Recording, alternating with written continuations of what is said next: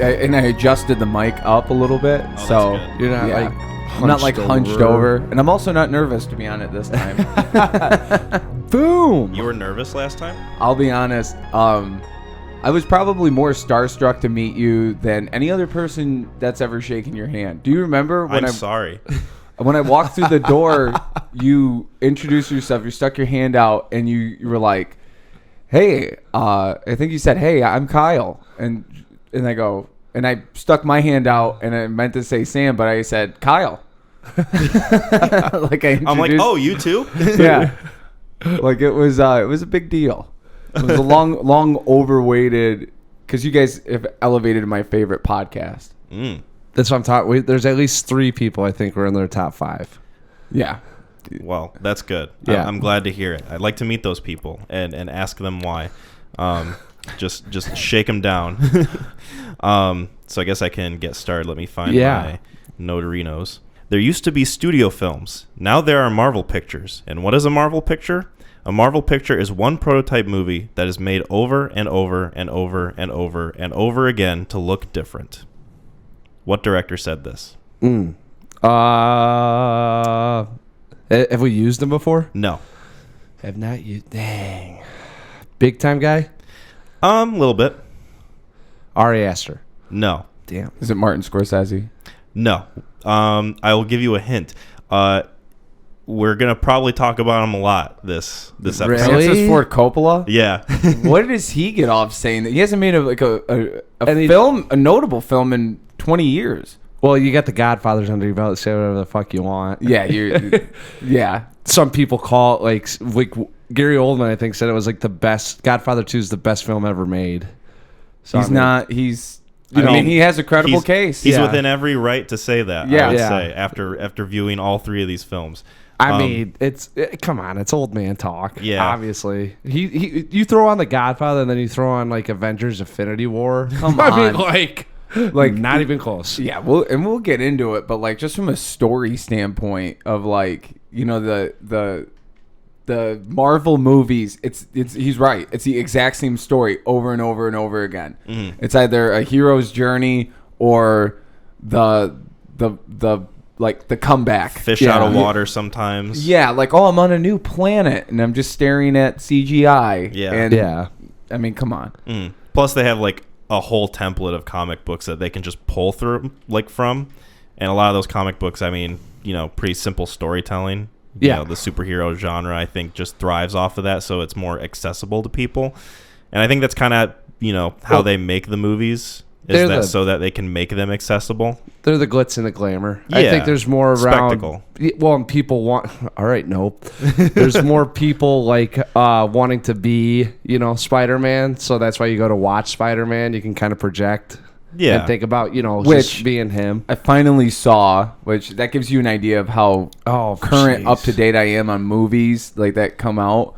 Yeah. Finally saw the new Spider-Man. Okay. And I was blown away at how bad that story is. He's like, we didn't get into MIT. And I know people have talked about this a lot. The story itself is pretty weak. You could have had anything. You could have had him be like, hey, Strange, I want Tony Stark back. Okay. Oh, no, I screwed up the spell. Looks like all these other guys are coming back. Yeah. Like, you could have done anything and made it 10 minutes less. Like the inciting problem to why the whole thing gets going is because he didn't get into MIT because he's a bad like, and then he's sitting over his shoulder like micromanaging the situation like, hey, make sure MJ remembers me. And Aunt whatever. Aunt May. Jesus, Sam. I mean, Jesus, Spider-Man doesn't even remember. Damn, that's crazy. So before we get into The Godfather, I kind of want to take the opportunity because I feel like we kind of wasted the potential that we had with Sam when we had him on for our previous episode that featured him.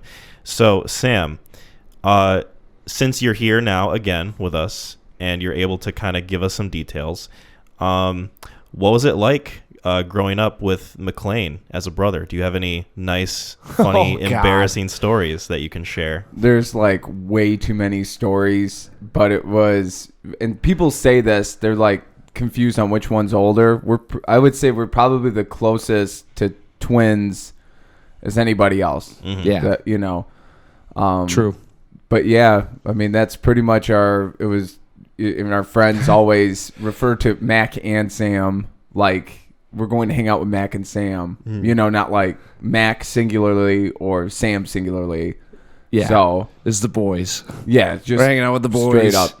I could tell you this: our movie watching, and to give you some insight on our growing up, our dad recorded on like HBO. He had like a night shift job when we were born or right around that time. So we had just stacks of tapes of these amazing movies. And you could fit 6 hours on a tape. So yeah. There chances are you had 3 films that would just be like, find out where that one ends, take out the credits, and it's like, you know, you see do-do-do, and then it's just on to the next one. Yeah, so we had like this amazing collection that we rolled and watched over and over again. And for no reason, like we had Hot Shots Part II, like not the first Hot Shots, but the second one, and like Naked Gun 33 1/3, but not the first two. And like all these random movies have stuck with us. And, you know, like Tremors and The Lost Boys. And, you know, our dad's rule was like, no boobs, you're good. Yep, I remember Mac telling me that exact same thing. So there was like a lot of I want to see Terminator 2.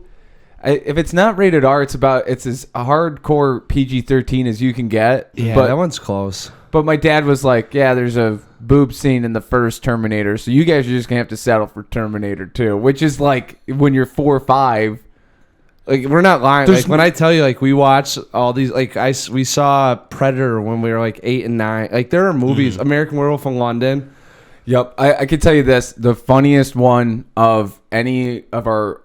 did I tell the Carrie story the last time I was on here? I don't know if we need to go into the Carrie story. But it was funny because, so, like, the opening of Carrie...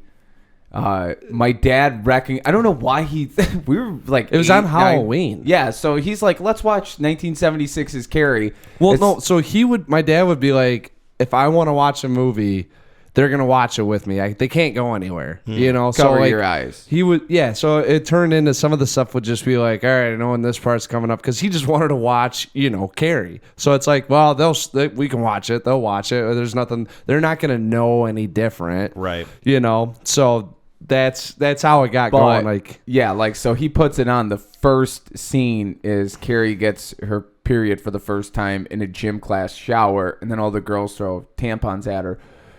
Versus explaining any of that, my dad just goes, okay, now don't ask me how, but you can cut your thumb on a bar of soap if you're not careful. Look. And she's like holding her hand, like bleeding. and I'm like, okay. Just because that was like an adult said that, my dad said that, so it has to be true. Took his word for it. I never second guessed it. Never had a situation where I saw it, but I believed until I was probably 21 or 22 years old when I watched Carrie like at my college house. But like deep down subconsciously, I definitely believe that you could just cut your thumbnail off with a bar of soap accident and like be like, hey, gotta be careful with that.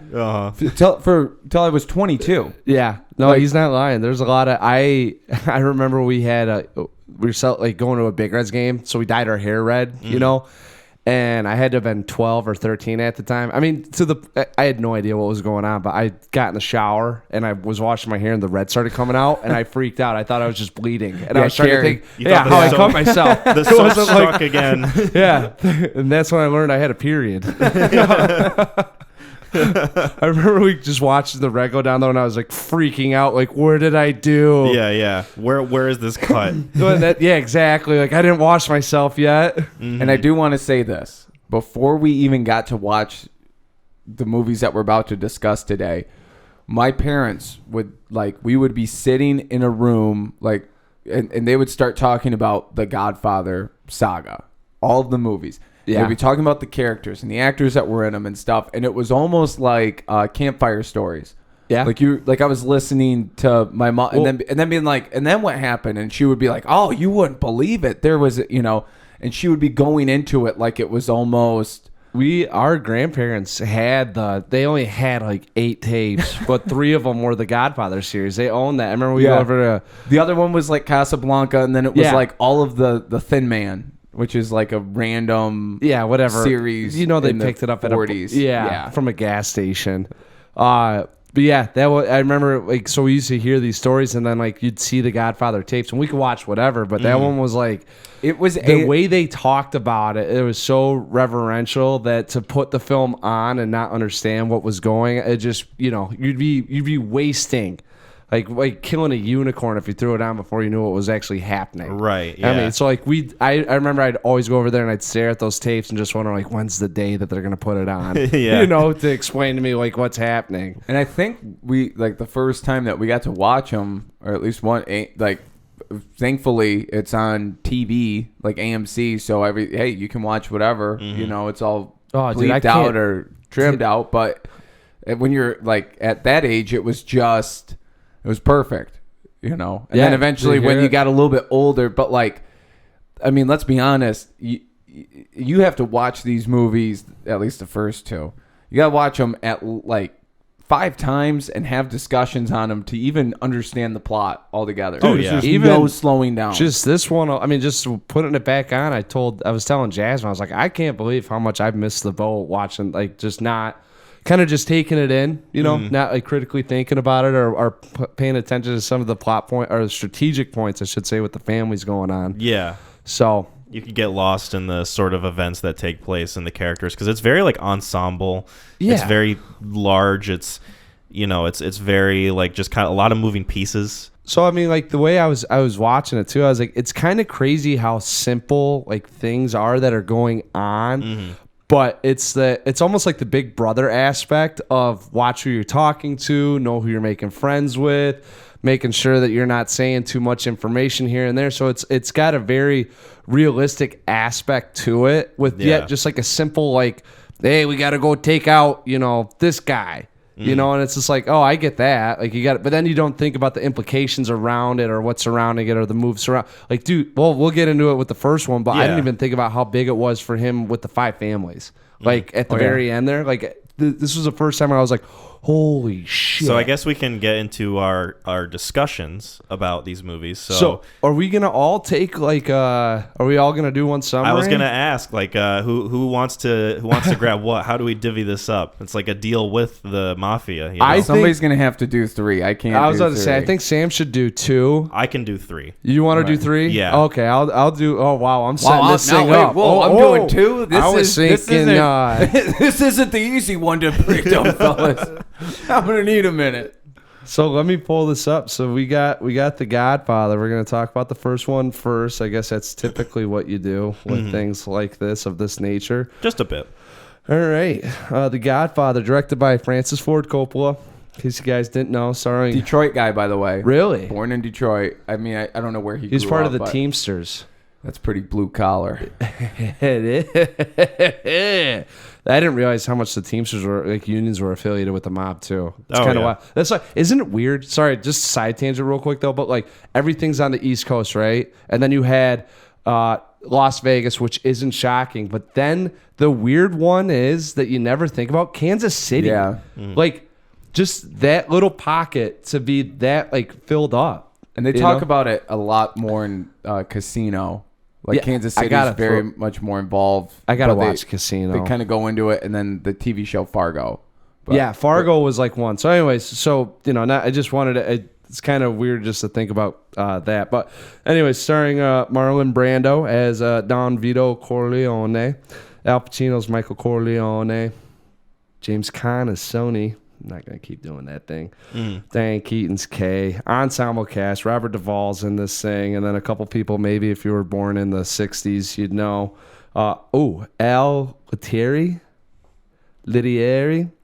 He was actually good friends with Marlon Brando. Oh, okay. Salazzo. Yeah, Salazzo. Actually, Marlon Brando credits a lot of his acting chops to Salazzo. Oh. Yeah, from this film I found out. So anyways, essentially what it is it opens up. Give John Cazale a shout out here. Oh, man. Yeah. Rest in peace, dude. That's the GOAT. I was even telling... Was he Fredo? Yeah. He was in 5 movies of the 70s, All 5 were nominated for Best Picture, 3 of which won. So that's both Godfathers, The Conversation, Dog Day Afternoon, which is an incredible film. Yeah, I saw that he was in that. And Deer Hunter. Every role he was in killed it. It's a master class and should be studied. Yeah. He's got such a name. I even pointed out, like, Jasmine's going to know, but I was like, that guy right there, 5 films, 5 nominations. Yeah. And she was like, oh. What a legacy. And also was I just said, what a legacy. Yeah, oh, dude. He dated Meryl Streep. Yeah. She was like on the up and up. Like, she wasn't on the decline. Yeah. Deer Hunter, Meryl Streep. Yeah. And, he's got bone cancer and she's still going out with this guy. You can kind of tell by his forehead something's wrong. Yeah. I mean... He got ill right after Dog Day Afternoon, so he had to be insured to do Deer Hunter in 1978. It's the last one too, right? $250,000. Jesus. So that was the insurance policy. That's $1 billion If he back died in during the 1978. production, his estate owed them $250,000. Really? Oh. Or I don't know how that works out. Anyways, so the movie starts. John Cazale as Fredo, and I feel kind of bad for him having to have that role, but he kills it. This starts out with the wedding, and you actually get to meet the Don right away, and it shows some of his power that he has, and you get to see some of the antics going on. It's a great opening scene that you get to learn about the players in a very well scripted way. It doesn't feel forced dialogue, It's just Michael's coming back from the war. And he's with Kay, his girlfriend of the time, and they get to go and they're in the wedding and they meet and greet, talk to people, and it just unfolds from there, really. I mean, a couple things get brought up. The Dons, there's a deal looking to happen with Sollozzo, and then you find out some of the more players get involved, and you start to get to see how intricate this. You got Don, who's essentially, they got 5 families, but he's, essentially the head. I didn't even think about it, but he created the family so there won't be any turf wars in New York. So I mean, when they run through later on in the film, he's like Staten Island, Strachey, New Jersey, Cuneo, and I didn't even realize that he's the one that set it up. Like, he owned the district, and then they got to points where other families started kind of rising up. So instead of having it, they created that a little bit of the truce, if you will. But that's why they say he's so powerful, because he has all the judges and the senators in his bag. It's because he's the OG. So, anyways, a hit gets put out. There's a little bit of a drug deal gone awry. A hit gets put out, and then it's the scent of Michael Corleone taking over the family. So, boys, Kyle, I think we just got to lead off with you since you hadn't seen this yet. Nope. I think that it's kind of intimidating when you're tackling a movie like this that has such a grand stature, something that is talked about when just discussing film in general as being like one of the best of all time. Yeah. So naturally you worry about things like, is this movie going to be overhyped for me? Am I going to go into it expecting a lot and not getting as much as I wanted to? And I'm pretty happy to say that it lived up to the hype. Really? I think that it's considered one of the best movies of all time, I think, for a reason. Like, there's so much cohesiveness to it. It feels natural. Like, the pacing is a dream. And all the characters you can easily get invested in, no matter like what character it is, even if it's someone like Sonny who's got like a temper and is generally an asshole. You can find something in him to really kind of attach yourself to. And I think that that's a testament to how good the writing is for each character and each, piece of dialogue and each scene that you get. And I think that this movie is really, really strong. I'm definitely going to have to see it more. Oh, wow. Just after, aside from this one viewing, just because it would help me understand the plot better, because I have an okay understanding of it, but I would definitely want to come back to it because I do feel like I missed some stuff, but also just because it'll help me appreciate like the characters better too. Like, I don't know, this is a movie that I think definitely has stood the test of time in a lot of ways. I was watching it. I'm a visual guy, so watching it was it seemed of the time. This is like a classic movie now, right? I mean, 100%. We're 50 years old with it, you know, which is crazy to think because in like 2004, 50. You know, it's really film crazy. Was 1954. It's 1972. It starts off 1945, and then by the end of the first movie, I think it's 1950, 51, based on the dates in the second movie. But that would be the difference now if they made a movie and they went back to, and the time period was 1995. Yeah. You know what I mean? Yeah. Like, you're like, oh, that's not, so like the nostalgia from the audience was pretty ripe. Like, people like our age are like, oh yeah, like 95, let's tap in. And you're, you know, say Boy Meets World is on the background there. You know, like they have a little bit of that with, you know, pop culture in the film and stuff like that. Yeah, so I was watching it, and I read some trivia up on it too because it seems pretty. It's a little dark and a little gritty, but just a bit. So you find out the reason why it's so dark is because Marlon Brando had so much makeup on. The guy had to do these, the lighting. He couldn't have it directly on the character, or else Brando's face would run. So he had to have it like up above him. I forgot exactly what they called it. You might know. You're a production guy. But it would be the key light. So like if you think back in like the 40s, they had it like glowing. Yes. Really like for your money shot or your to light your up close up. And so another thing that they did was the film processing when they were developing the film, the exposure. So like and I think a lot of people when they watch the wedding scene, they kind of get checked out just because of what it looks like. Yes. And there's no like central character, you know, that's like, come on, we're at the wedding, you know, or like setting up what's going on. You're just in the wedding. There's people throwing around gabagool and, you know. Hey, I got 2 gabagool. Isn't that what he said? Yeah, he's like, it is. And he's like, God, he's like, the money in that purse, so 20, 30,000. And you're, at that point, you're like, this jobber has more speaking lines than Pacino. You know what I mean? Like Sonny hasn't even talked yet. James Caan is like in the film. He hasn't even said a word. The first thing he does, I think, is he goes up to the guy who's taking pictures and he destroys his camera. Yeah. And then throws the money out of the character introduction. Dude, that was all improv too, because he said growing up, the rule was if you broke something, either you replaced it or repaid it. Yeah. So that's why he took out the money and threw it at him. I know. That was so good. It gives you like such a good sense of the characters, and I love the way it is introduced too. Because, you know, aside from just following one specific character, you're introduced to the family. You're introduced to the different elements and like how it works right away. And they bring in Kay as like the helping for the audience. Yes, an outsider. And it doesn't feel unnatural for Michael to be explaining who's who, because at this thing, I mean, if you were at like a football family and you brought, you know, Marge with you, like you'd be going through like, that's so and so, he runs this and that, or that's, you know, like you do the exact same thing. So it wasn't like watching it, I was like, man, this kind of feels like exposition-y, like a little bit for the audience. But now, like, they're like, no, like you would do the exact same thing if you brought someone to your family part. It's like, that's so, especially something of this magnitude. Oh yeah, there's like 400 people there.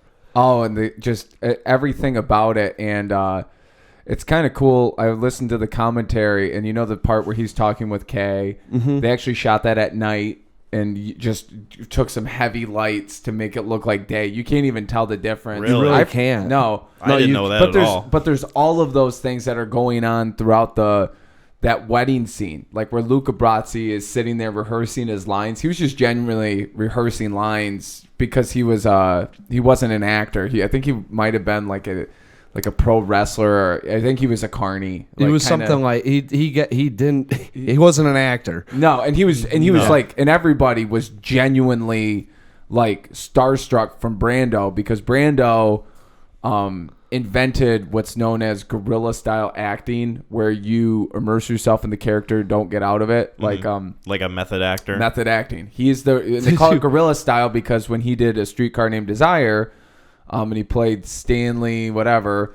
But he went and studied gorillas at the zoo and their mannerisms, and then put that into that. So like he is the godfather of acting in some degrees. It's so funny too, because like you talk about, I've the only Brando film I've seen is this. I mean, obviously there's others, but he's back in the legit. time though. Doesn't it kind of seem funny that it's like, you got this guy that started in a bunch of tin can movies, and he's the guy. And also, Pompous before Pompous was invented too. And granted, it was a good political He's move. a bit of a controversial figure. Oh my God! After reading about him, if you guys want to have a good laugh, I always say this: go to the IMDb page and read Marlon Brando trivia.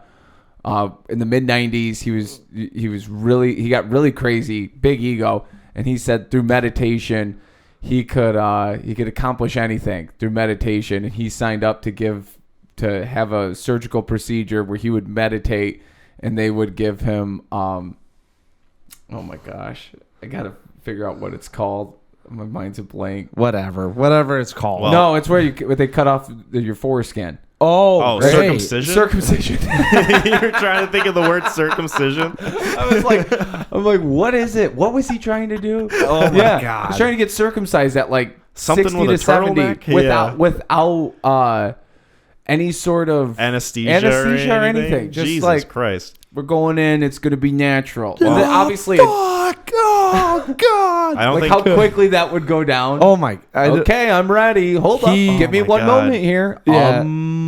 Those movies that talk about like the crazy actor, like in their like that him. was him. Like he did this whole movie through cue cards. He didn't learn that's any of what the script. He just hold it up. Hold it up there, Jim. I gotcha. That stray cat that was in the beginning. Mm-hmm. They Coppola found it on the set and just handed it to him right before they started shooting. That was a very chill cat. And he loved the cat. Uh-huh. Yeah. Brando wouldn't put the cat down. So they have it in the movie of him playing with it. I thought he got his jaw broken too before filming, and I read up. No, he just wanted Corleone to look like a pit bull, so he stuffed cotton balls in his mouth like crazy, but he kills it. I'm not gonna lie. The first couple of times I saw it, I was like, whatever, Brando's all right. But this time I saw it, I was like, holy shit. Like that dude freaking nails it. You look at that, like just the performances in this film are unbelievable, and it's from like the top down. So you have like obviously Al Pacino, James Caan, Diane Keaton, and Marlon Brando and Robert Duvall, like all these people that have won Oscars and awards.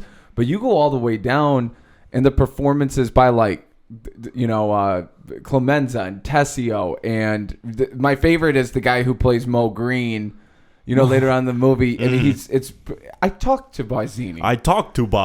Yeah, he's like, okay, yeah, let's talk. The Corleone family ain't got that kind of muscle anymore. Like he's only in the movie for 2 scenes, and it's like he's just forever memorable. But like there's the guy that plays Sollozzo, Sterling Hayden, who plays the Captain McCluskey.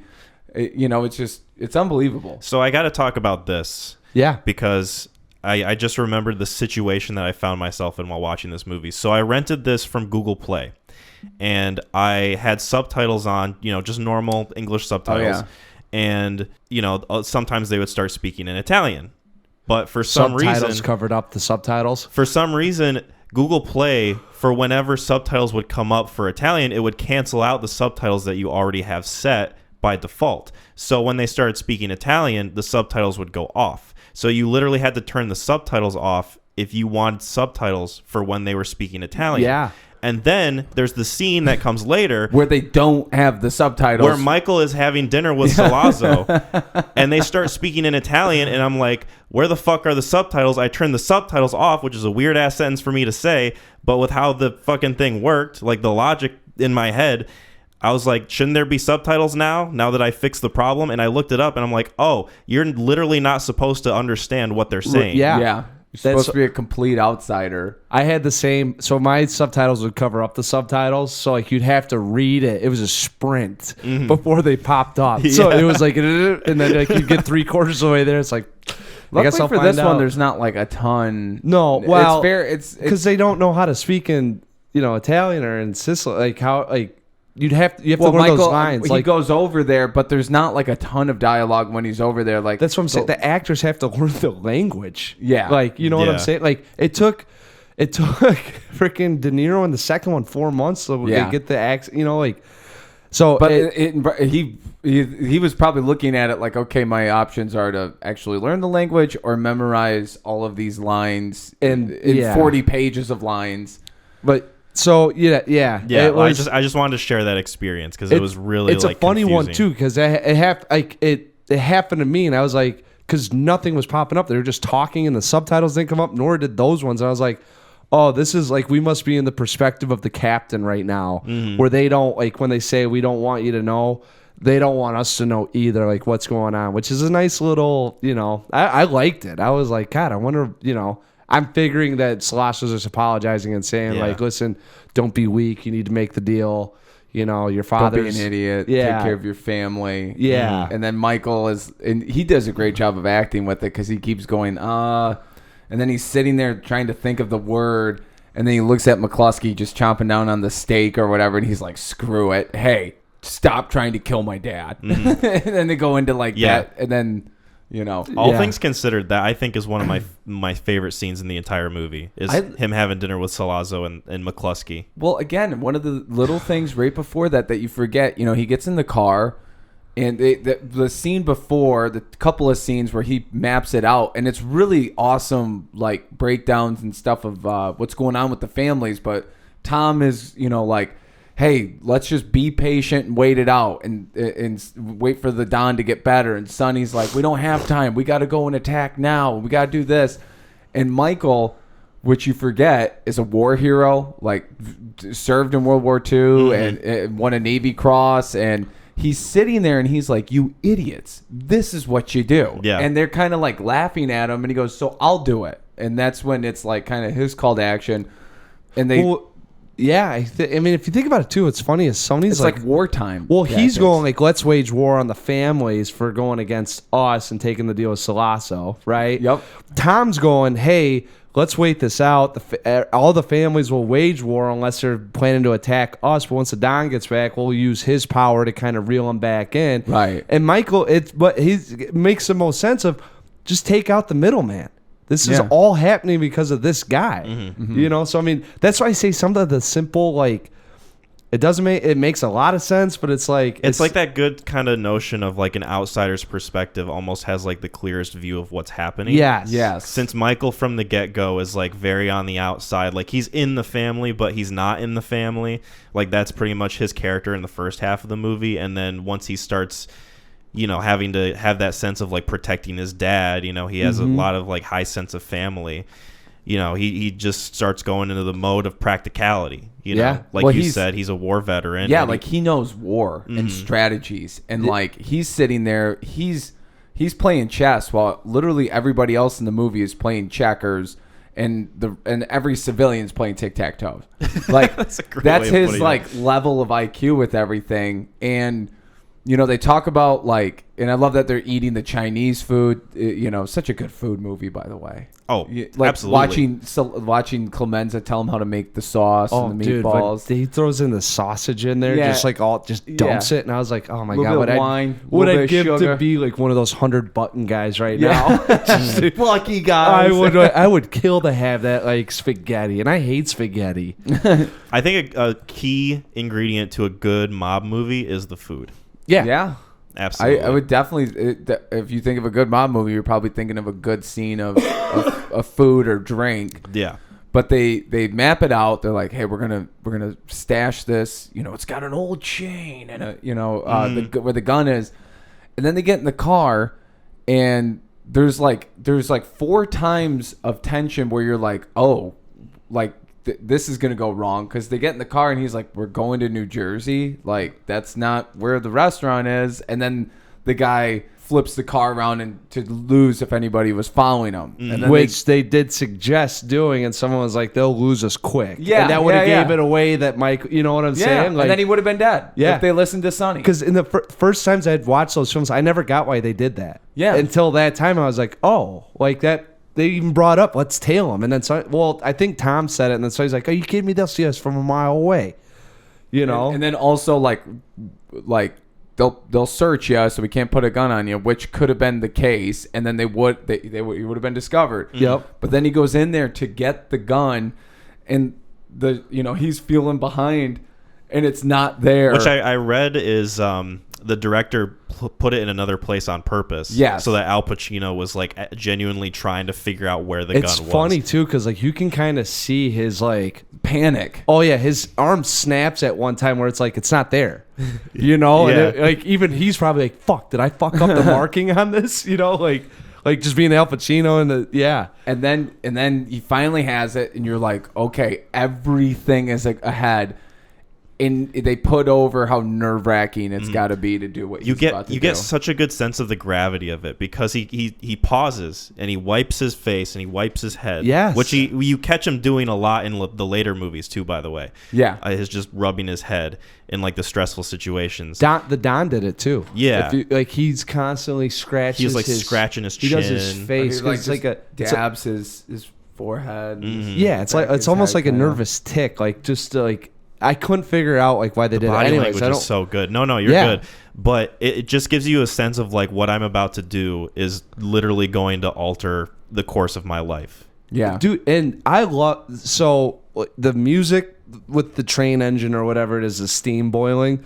But I love his face because you can see it because we've all been there where we have to do something and your heart's like racing. He's and like psyching himself up. Like you just everything goes away and you're just like you don't even know what people are talking about because you're like I got to do it, and then you get up and then you just do it, you know, because it's just like fight or flight. Yep. You know, and you actually get that from Pacino at that moment. He's just sitting there and you can see that nothing that they're talking about is registering with him. He's just like you said, the countdown's on. Like world. I got to do it. And then like how about to like actually nail the shot? You know, like I was thinking about that too. Your hands would be shaking. Now, granted, he is a war vet, so he's killed before. If we can assume, right? But as he says in Dog Day Afternoon, me and Sally ain't afraid of killing. We're war heroes. a Pacino through line for all of his movies. Dude, but I mean, just for him. So did you hear too? Clemenza kept saying, he repeated, drop the gun, hold it down, don't throw it down, just walk away, drop it, walk out. Yeah. And I think he did it, but I think he did it a little bit more aggressive than what I thought. Well, he's got it up here. And then you're like, drop it, drop the gun, drop the gun. And I don't know why that's such a big, like, so what if he has it? He's going to throw it out the window. It might have just made us, like, more in tune to his actions afterwards. Oh, you know what it probably was they talked about, he was like, I mean, we got guys under payroll for the newspaper. They like a story like that. So leaving the gun there, it's a more shut case, you know, kind of deal versus the storyline would go from instead of, you know, mass murder. Yeah, like where it paints a better picture. Shooter. Yes. Yeah. Mm-hmm. It's like a more, and he's right. It does like it's a more like because the murder weapon's there. You can probably you figure out who did it, or at least you can map the scene better. Yeah. That way. So. And then what's really impressive is if the movie was an hour and a half, so that takes place at I think about the hour and a half mark, that would be like the climax for a 90-minute movie of him walking out, and then it'd be like cool music, him get in the car, drive away, you know, everybody high-fiving kind of deal, and credits roll. This one doesn't even go into intermission. It goes into a montage where it's like, here's what the next 6 months looks like, and it's a newspaper deal, and they're just talking about like they're going to the mattresses, war is going on, people are dying, like the city, you know, crime is up all this time. Yep. And then Don Vito's back home. And then they tell him, you know. I could have did less with Sicily, honestly. If they would have pulled out those scenes of him in Sicily, I'm not going to lie. I didn't mind it. To me, it kind of represented his chance at like possibly getting back to a normal life, but then it reminds you quickly that that's not possible. It'll never happen. He'll always be running for. He always needs to be 2 steps ahead of everybody for the rest of his life. Yeah. No, that's a good point. That's why we do these film discussions too. Yeah. So I can hear about how stupid I am. Well, literally, I mean, it's funny because like, but I mean, I know it all going in here, and just in this time, there's already 2 points in this movie. I'm like. Yeah, that is a good. Yeah, I mean, but that is a really good point though, because I always in my head had it as a throwaway kind of gig. I mean, just because like if you think about it, you killed someone and it's even when he goes there, he needs the bodyguards and they say you always have to pay attention because it's gonna spread. But I mean, he lived carefree for 8 months. Yeah, it's 10 a very months. like romantic environment, very peaceful looking, very ancient, has a lot of history. Yeah. And he's going back to his roots, which is also perfectly set up for the second one where you get to see like a more because they go back in time, so it's like a more present version of all those buildings and stuff like that. Yeah. But I mean, yeah, you're right. Like that's probably my least favorite element. But still serves a purpose. But the thing I love most about it is the music of those parts, and the music's great, especially in this, the Sicily, because it's like the love theme of the movie, and even where it's like the band playing at the wedding, and it's like burr, burr, burr, this movie at times, like, it almost feels like it has a very gothic tone, especially in that scene where he's at the baptism and the 5 families are getting killed. It reminded me a lot of just the sort of like gothic overtones of like just this kind of like big sort of like historical moment. Crescendo is crescendo. That's the perfect word for it. And then it's just building with an up organ. to all this. Yeah. Like the music helps out with that. Like even in the scenes with Sicily too. Like there's just, I don't know. There's a lot of like kind of gothic imagery to me. And I can see. Like I mean, you're dealing with stuff of the past too, and a lot of what we're. I mean, some of the horror films deal with like the countryside and whatnot. I don't know. I mean, I don't want to be thinking of gothic in the wrong way, but I definitely think of something that's a little darker. Yeah. But I think it has to deal with where we're at, because I bet you in the 70s people watch it, they're like, oh shit, that's what Sicily looks like. That's amazing. Mm-hmm. Oh yeah, and there's some spectacle based on that, because obviously Godfather was playing down the street. The only time that we would see the Sicilian countryside is in a textbook or at the library. So there is some and good spectacle, and they even have it in New York, and I would say the cinematography in this and just iconic shots. It's like 1 per 2 minutes. Like you think of Clemenza putting a hit on Paulie, that car pulling up and the Statue of Liberty's in the background, and it's like this. They're in the marsh fields. Yeah, like the grain or whatever. Yeah. Mm-hmm. And then the one thing I want to talk about, I mentioned you guys before we started, is each character in the Godfather series is basically like a multi-course meal. Where you get here's your starter, here's your appetizer, here's your salad, here's your main course, here's your dessert. You know what I mean? And so take that scene. I never noticed, but Rocco is the guy that does the hit. By the second movie, Rocco is his number 2 guy. Yeah. He's in line to get, territory and stuff. He also does one of the hits in the end of the movie. One of the 5 family members. I think he takes out Taglia in the bed with the chick. I think you're right. But you see like these like little breadcrumbs of characters, and I think the best one too is the Undertaker to start off the movie. Because he's like, I believe in America. Will you kill these guys that beat the crap out of my daughter? He's like, no, but we will beat the crap out of them if you promise to do me a favor. Mm-hmm. So then you're thinking, okay, he's going to have to get rid of like Barzini or Titalia or like a big thing. And then he comes to him and he's like, hey, I just want my son presentable so his mom can see him. Isn't that... and that's the call. And then, so you think like, oh, that's the big payoff. And then you see the Don's funeral, and there's the Undertaker standing by all the wreaths and the casket. Yeah. And it's like, it's another, like every character, when you think, okay, they got their spotlight, they bring him back in for just a little kernel, and then you're like, okay, that's it. And then they bring it in for one more, and you're like, gosh, this is so funny good, too, because everyone in this is almost like a Chekhov's gun, Like, you can't, like, you pull an Undertaker, like, you think that'd be it. Mm-hmm. Every character in here, I feel like if they get roped into something, they're back in at some point. Because even the Enzo.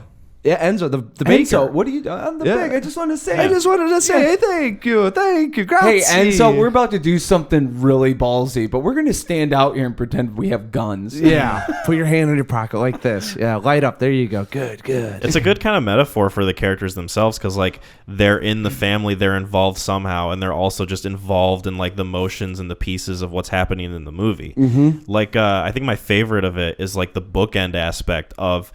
The movie starts, there's a wedding, his daughter's getting married to this guy, and then the movie ends with that guy getting killed. Yeah. Because of his involvement in Sonny's death.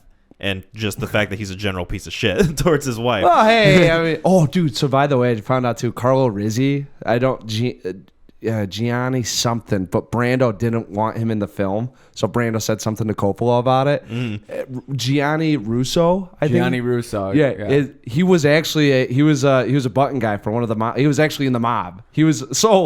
Brando says this to Coppola while Russo's there because, Brando's Brando, right? And Russo, don't you ever fucking say that again. Like, cussed him out. Yeah. And Brando's like, that's brilliant. Keep him in the film. Thinking that he did it, like, put on an acting thing. No, he was just a muscle man. So he's like, shut the fuck up or I'll kill you. Yeah. Like, he was like the singer talking to the producer. Like, I'm going to be in your film. God damn it. And that, with that too, but like the worst part about this movie to me is a little bit rough around the edges. Like, the music at the end, I think is just, it's a little comic-y, but there's also like a lot of errors, but the beatdown that Sonny has of Carlo. Not even close to that was the weakest part. Yeah. Were you watching that? Like, did he even hit him? Like, there's like 3 times you can see it go in front of his face. Not only was he like not hitting him, but there was also like kind of the cheesy sound effects of the psh, psh. Yeah. And it's the like worst. Over and over and over again. It's the most beautiful setup, like, shot, like, so iconic. 700 extras were used for that shot. 700 extras. Just because they had to do more than one take. Oh, okay. So, wow. That's what I'm saying. Like, dude, Coppola, how he does this. I mean, he's masterclass. When they just listen to the commentary, their initial idea for this was, hey, we're going to make the Godfather movie, but we're going to make it in 1972. Hippies involved and all this stuff, and we're going to make it for $2.5 million. But how we'll make it is we'll hire all these young actors and a young director who's only known for making movies fast, which is very ironic given the rest of his career. It's like 10 hours. Yeah. Well, Apocalypse Now took like 4 years to make. It almost killed him too, right? And multiple people. Yeah. And like a Tarkovsky situation, like Stalker. Oh god. Yeah. Like never. But so then he gets the project and he's like, well, we can make it back in this time, and this is how we'll cut costs and stuff. And that's why it's rough around the edges. Is they're trying to hit a $2.5 million budget. The movie ends up costing $6.5 million. Yeah. So he went way over budget. So anything that they were trying to do, like, one of the things he said was the Las Vegas pillow shots of Dean Martin and Jerry Lewis. Yeah. That you can see people with like bell bottoms in the background. Oh, really? I didn't. It was like, I want to go back and look for it. Now I'm gonna do it tonight. Yeah, there's a lot of like technical stuff like that. Like the most notable one being like the Sonny beatdown.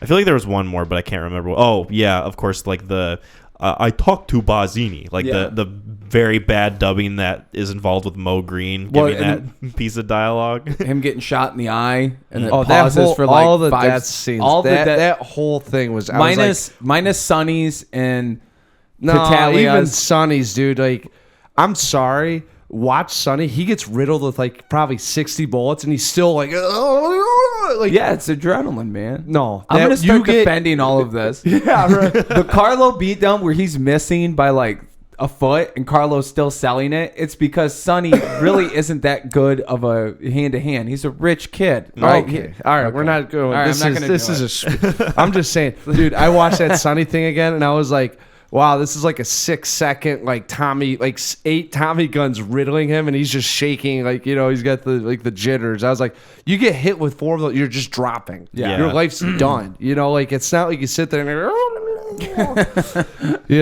and then that's pretty funny. It was that's how I viewed it though. I was like, oh my god, like, because the problem is too, like, so I remember the film obviously, but it's like, what am I gonna what's going to be bad about this going forward? And that one I did remember, and I was like, oh my god, halfway through this thing, I'm like, oh, this is, But I mean actually, it's kind of funny. 2 of the 3 scenes are with Sonny too. I'm like, James Gunn, what are you doing? Rest in peace. Yeah, seriously. Yeah. Don't talk shit about him. By the way, I don't mean to pause our conversation, but I just want to make note of it. Michael Mann's Thief is an absolute classic that you guys must watch. It's maybe James Caan, outside of this film, his best movie.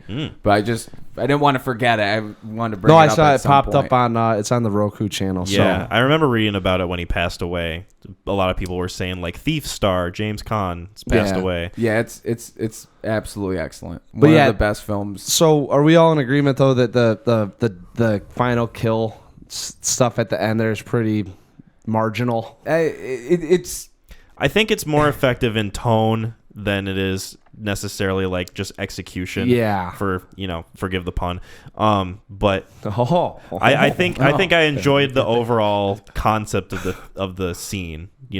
More so than like the technical aspect. And I agree. But I do. The one thing I think that it lives up to the hype on is the pre-executions, where it's like Al Neri putting on the police uniform, pulling out a badge, Clemenza like sweating his balls off walking up the stairs, Willie Chi-Chi getting a shave and he's just hanging by this. So there's all this anticipation with all of these guys, and you're like, okay, like what's gonna happen? And it does pay off. Like it goes big, and it goes too big. So probably. I didn't even like it was so fun. So like watching it, like I didn't think that the Don had set up these families and allowed people to grab areas of turf so that there could be a truce with it and everyone could work together or work in harmony, providing for their families and owning their own businesses. And like Tattaglia was, he was with hookers, Barzini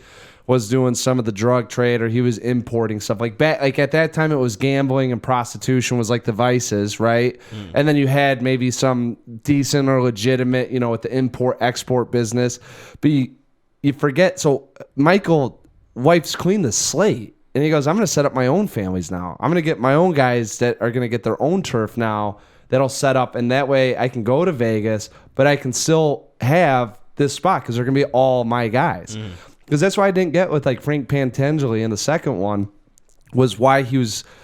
I was like, he should be freaking out more. Why is this guy here if he's part of a rivaling family? It's like, oh well, Michael gave him. I guess he's part of Michael. Like represents the Corleone name, and then you kind of forget like, oh shit, he just like took everyone out and just said, fuck it, New York's mine. I'm taking it back and I'm setting up my guys. Which is like the impact of what he did. I was always lost on me. I just was like, oh, he's getting rid of it, all the enemies of the state, but no, he just fucking said like taking it back, Also, just want to point out such a good contrast when you're at your son's baptism, attending it while all these atrocities are happening. Baptism. Well, yeah. Nephews, sorry. Yeah. I need to watch this tonight again. But that's what the best part about this movie is you can throw it on and pop in at any point, and there's going to be a scene or something that you're picking up on fresh for the first time. Like again, like the whole breakdown where they have that big boardroom meeting and all of that, and they sit down and they talk. Like, and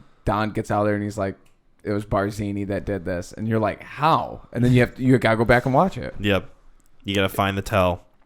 Yeah. Oh my god, dude, Brando's so good in this thing too. I cannot give that dude enough credit, even though he's psychotic and crazy as shit.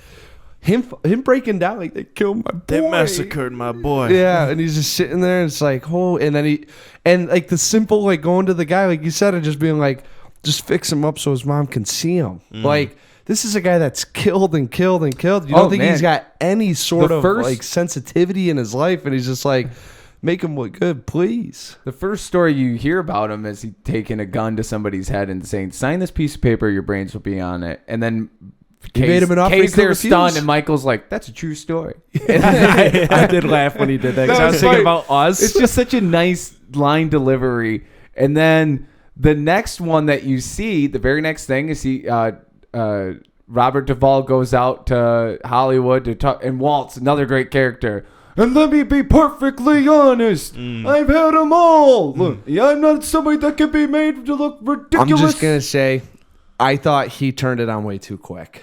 No. Like, I think he was... Dude, he was disgusted that he had to enjoy this meal with this guy. You don't think he could hold on to it anymore? He's like, you're going to come in here. And he's probably... Hollywood back then, he's probably on coke. Like Tom Hagen probably was like, no, not at that time. That it was close. Watch the Nick, and then you'll know. Yeah, but that was in hospitals and stuff. But then the next thing is, oh, this guy is so ruthless. He'll cut off the head of a horse and put it in somebody's bed just so Sinatra can get the movie role from here to eternity. You can't say that. I mean, Johnny Fontaine winning an Oscar for a similar So I don't know if he intended, but Sinatra got so pissed he set up a meeting with Coppola and cussed him out. Yeah. So that's why they took out a lot of scenes with him in it. Yeah. Yeah. It's 100% based on Sinatra. And that's also, everything about it. New York. And that's also like going to Vegas at the end. Yeah.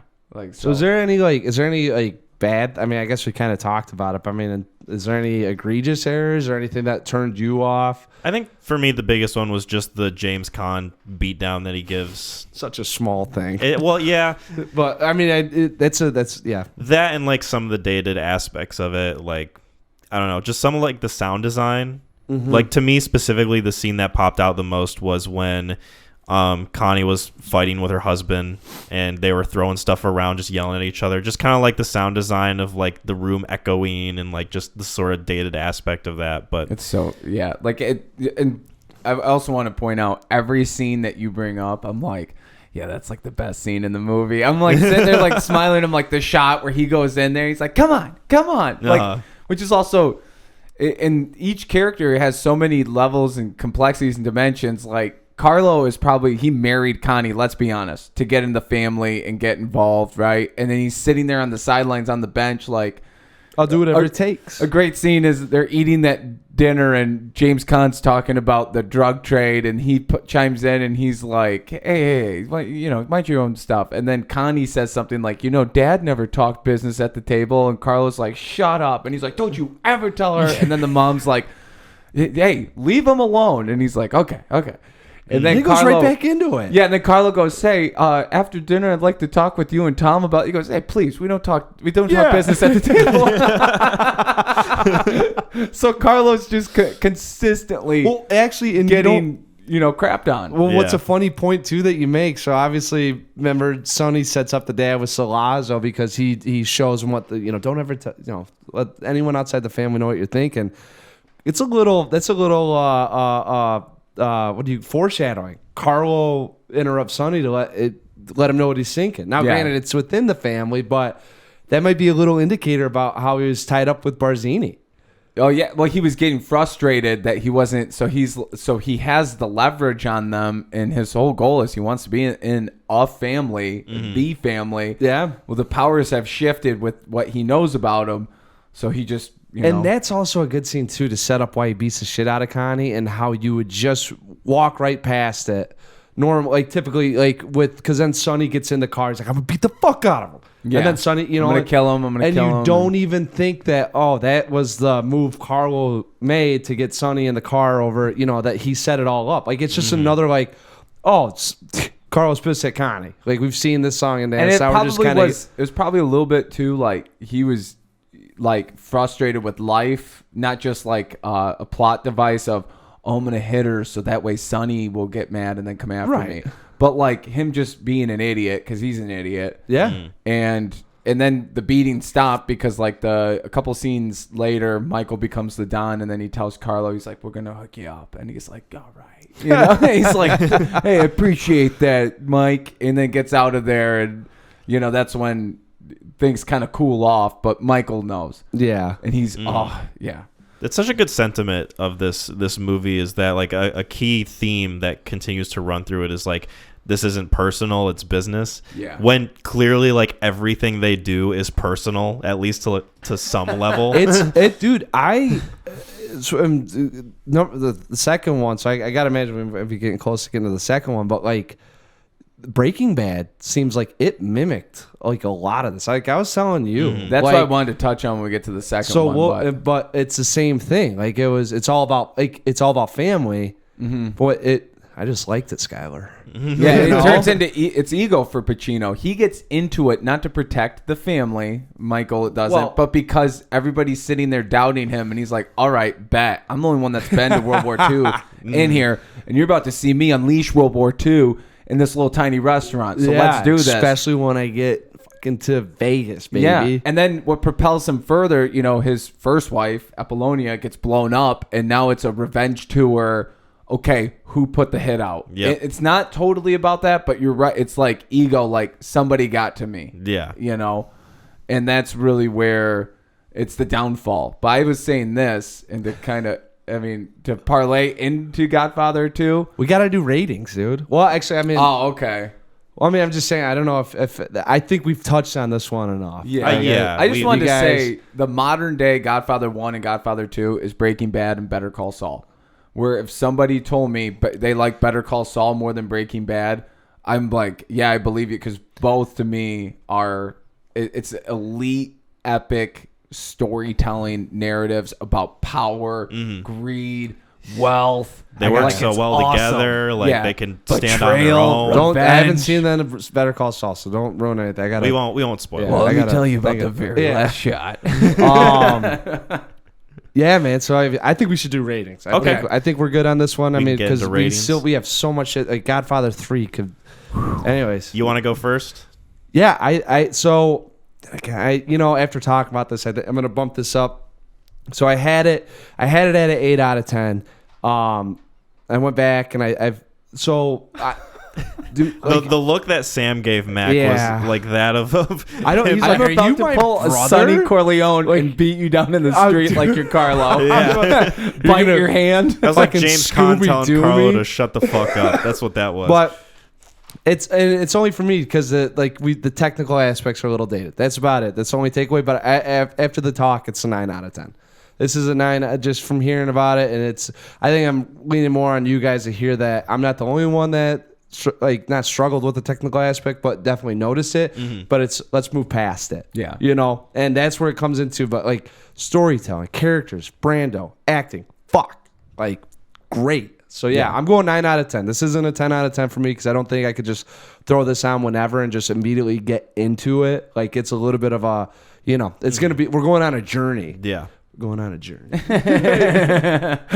So So anyways, that's mine. I don't know, whoever wants to tackle it next. Sam, you can go next. No, it's an absolute slam dunk. 10 out of 10. One of the best movies ever.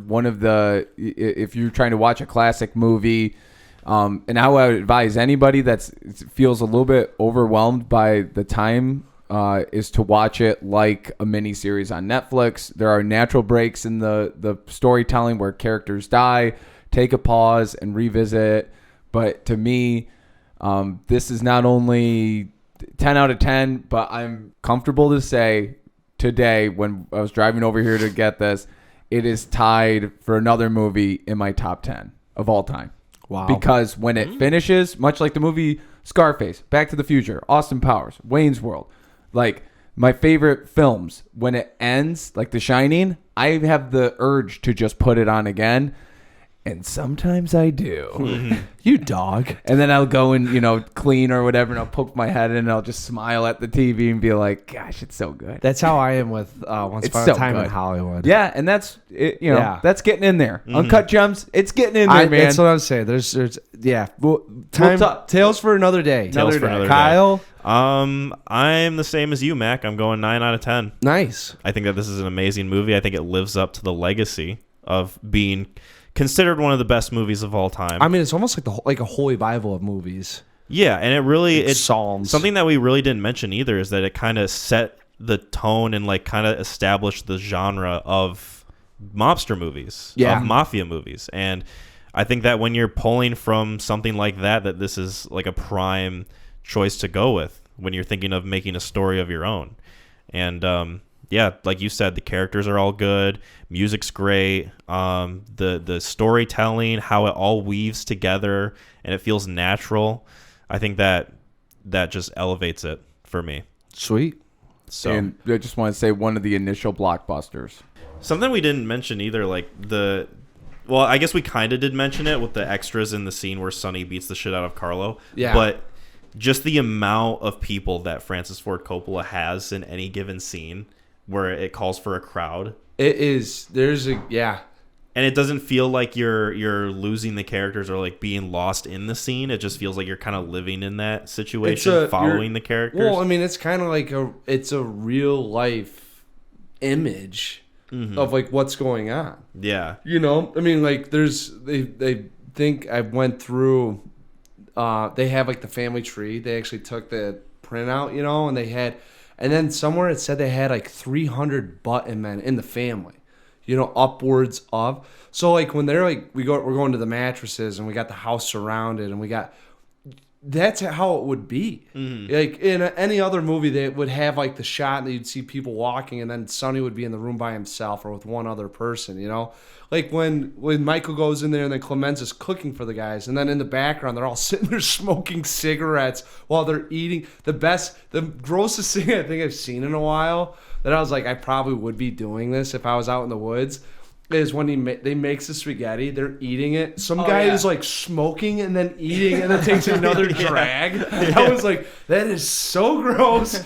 But I was like, I bet you if we were out in the woods at a bachelor party and someone's I got, you got some freaking, you got some grits on you, you'd be like, sure. And then like you're just eating the eggs, like, you know. Probably where I got the idea. Yeah. Influential, Kyle. Yes, absolutely. Very influential movie. Has a legacy of cigarettes and spaghetti. Oh my God. It was I was dying laughing. That and then in like the hospital, I think there's so much smoking in that film. Just in like not, you know, we've all been censored now to you can't do it anywhere, but then immediate rated R. Uh-huh. If somebody's smoking a cigarette, I believe it's automatically rated R. MPA's got it. They got yeah. Well, this film is not yet rated. Yeah. You saw that, right? Oh yeah. Okay. Oh yeah. Oh yeah. Oh yeah. So Sam, do you want to tackle The Godfather Part II? I absolutely do. And this is when I was watching it today, I thought or yesterday, whenever it was, but to me, Godfather 1 is almost more like it's closer to an action-packed war movie, like kind of deal. So if you're more into, I guess, like shoot 'em ups and war style films, you'll probably like Godfather 1 better. Godfather 2 is to me is like detective noir courtroom kind of deal. I didn't switch it. That's what I had. You see it? Yeah.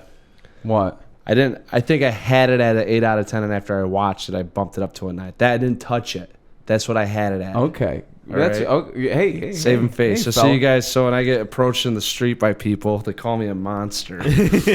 Fucking 8 out of 10. Are you fucking nuts? You were just predicting the future. That's all you were doing. So anyway, I didn't want to cut you off because I pulled up The Godfather 2 just to get ready with it. But yeah. The Godfather 2 is a split narrative. One storyline follows the rise of Vito Corleone as he ascends from a child all the way to the Don of a family. And the other storyline is Michael Corleone and almost a descent and an unraveling of his life as he struggles to keep control over the family.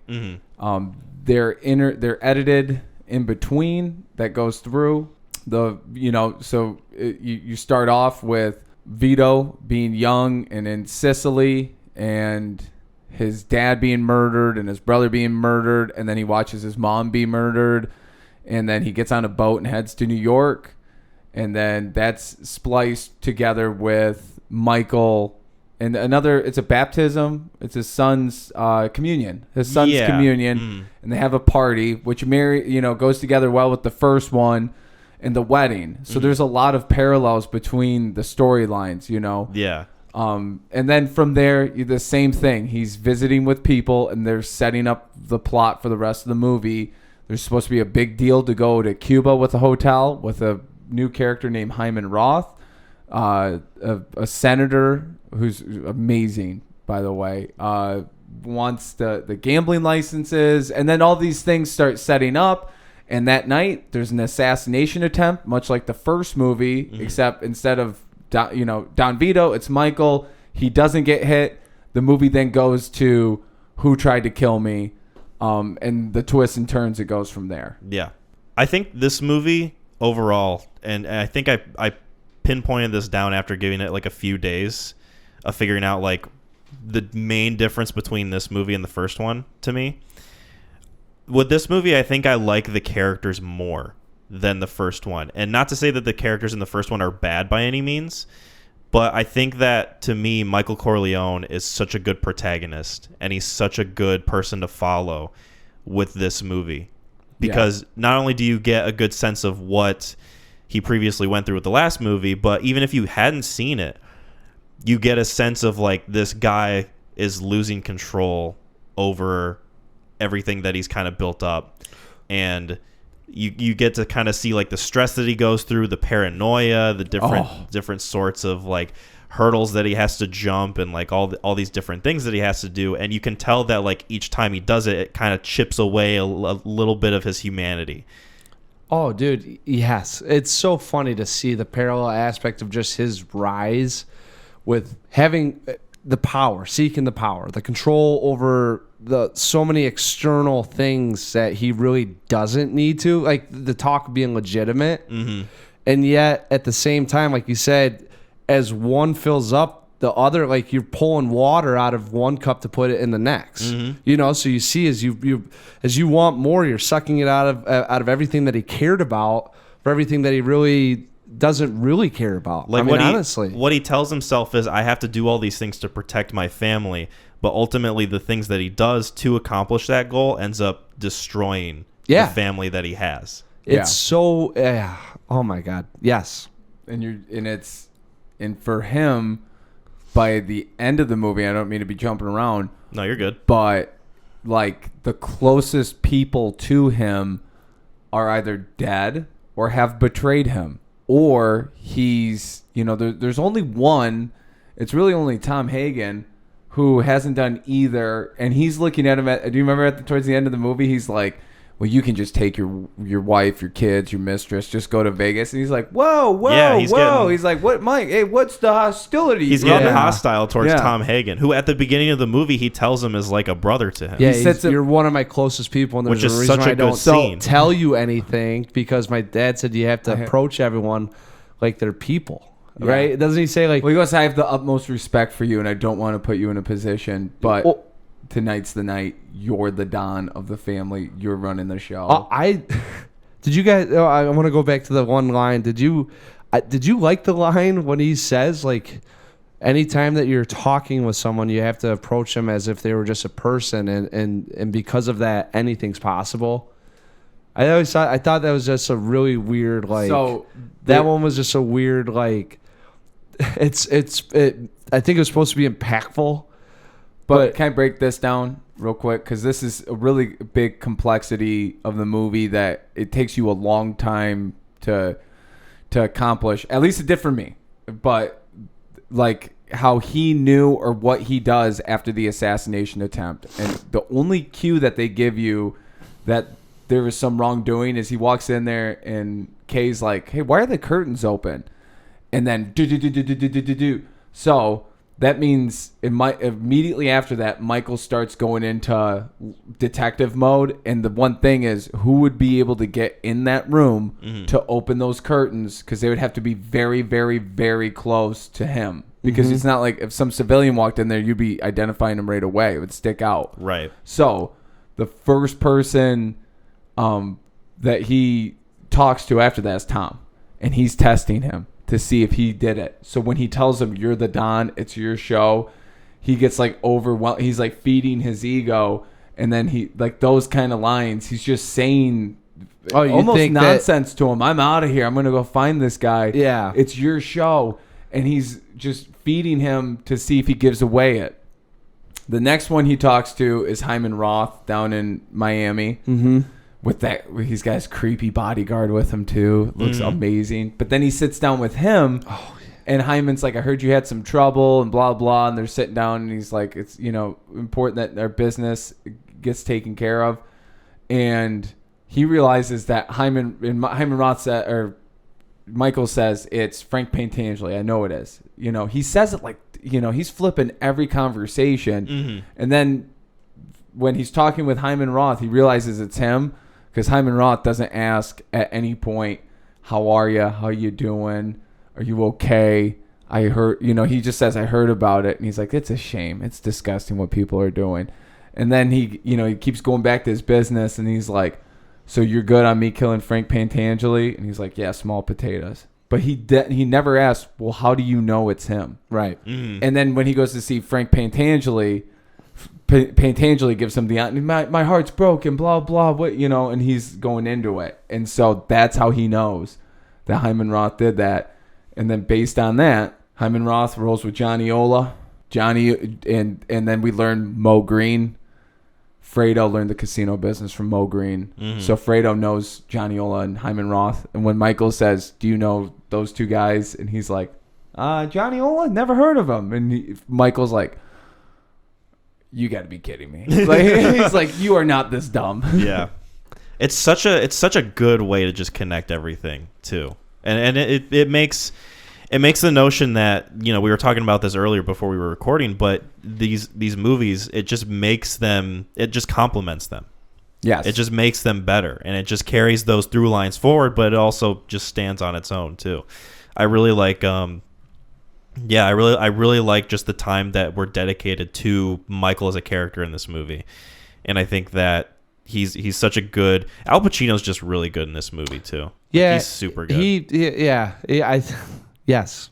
Yeah, he was. Well, I'm just saying, I was like, man, and we'll get to 3, but he had a descent, I think, once after, and I haven't seen Son of a Woman, but after that, it's just good.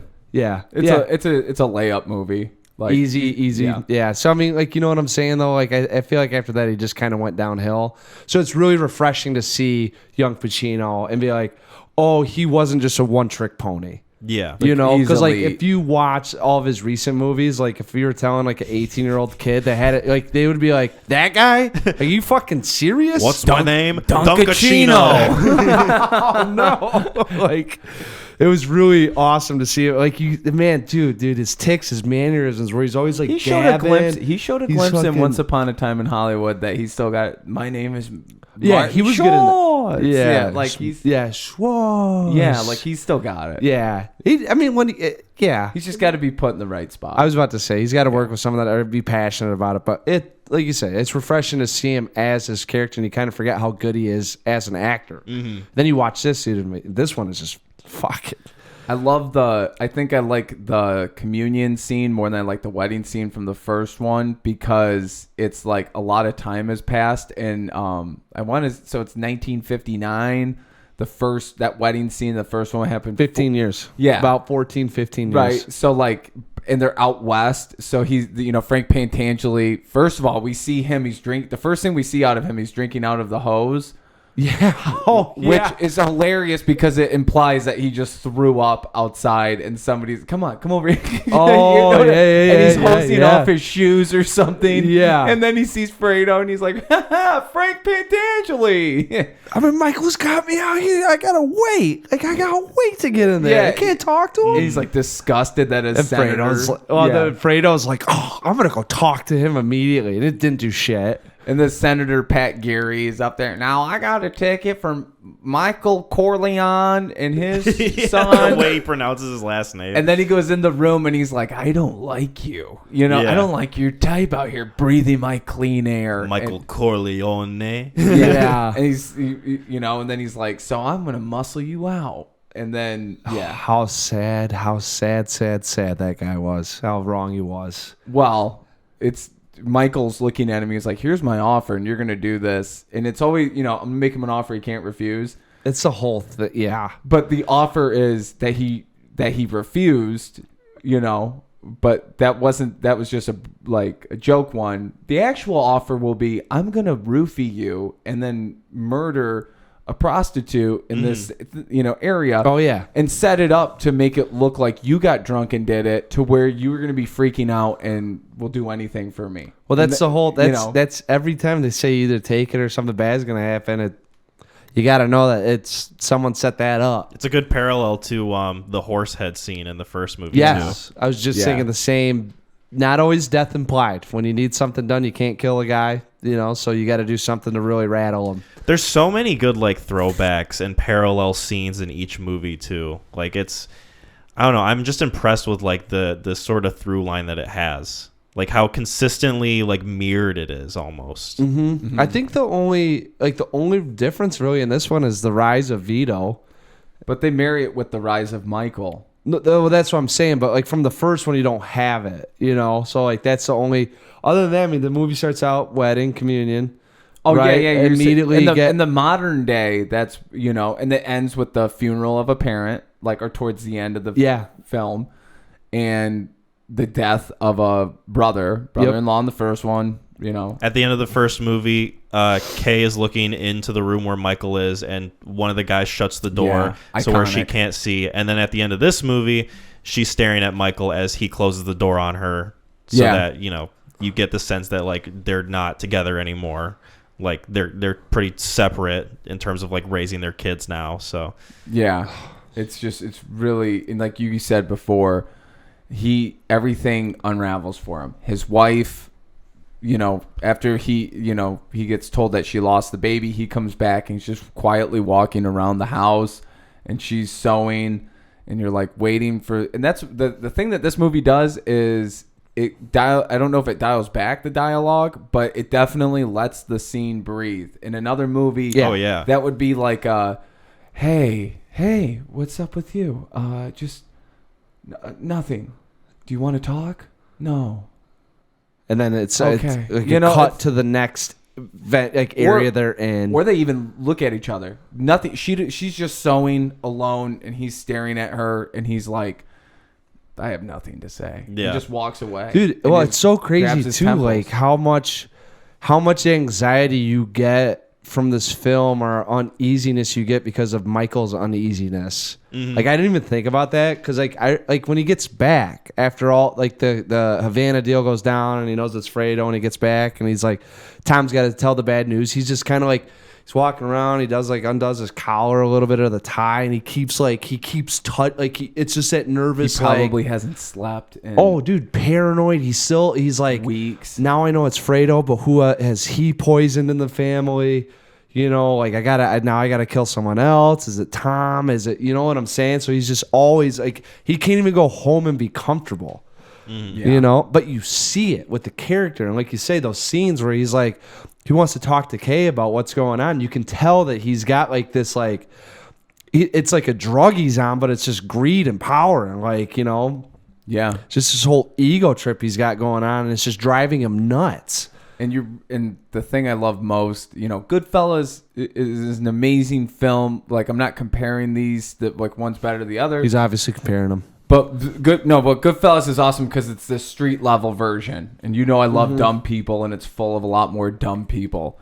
But this is the king. This is the top of the throne. We're talking about people that are talking about buying hotels and expansion to different countries, and we're talking.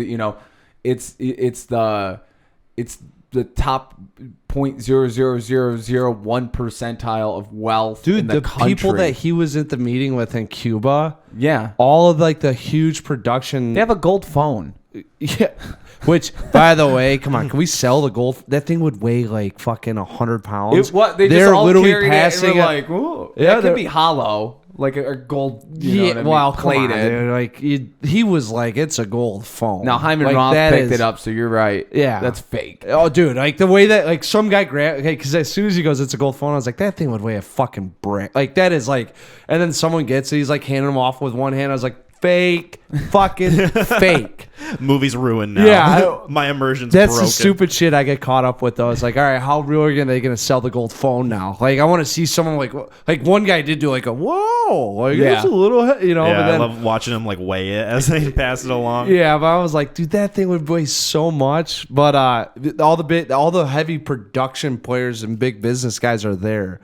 That's when you kind of like, holy shit, he's in like the next level. Well, Hyman Roth puts it best. He's like, we're bigger than U.S. Steel. Yeah. And you're like, yeah, you kind of, you're talking about owning casinos and stuff like. Not only, the other cool thing about this that I didn't realize the first time I'd watched it to the second time was like, you go to Cuba and they're setting all this up to take over a fucking government and set up gambling in Cuba that's only 90 miles away from Florida.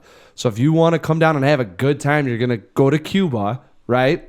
Well, I think that Fredo shows you what kind of good time you can have down there in Cuba. Yes.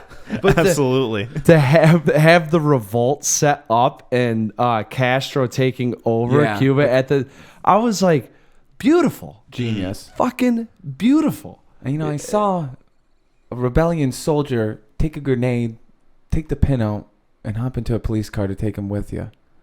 Hyman Roth. What does that show you? What's that? Yeah. That they can win. And then at that point, Hyman's like, shut your mouth and let's make the deal and let's move on because we're not. Well, you're not going to poison this deal for me. Well, so at that, do you think? I mean, honestly, do you think that? I mean, they were considering that, or do you think? I mean, oh yeah, that's Michael. So he just gets all of them down there. Well, I'm saying like Hyman got all those guys down there to collect the money up front, and then was like, I just got a free $30 million because this government's not taking over.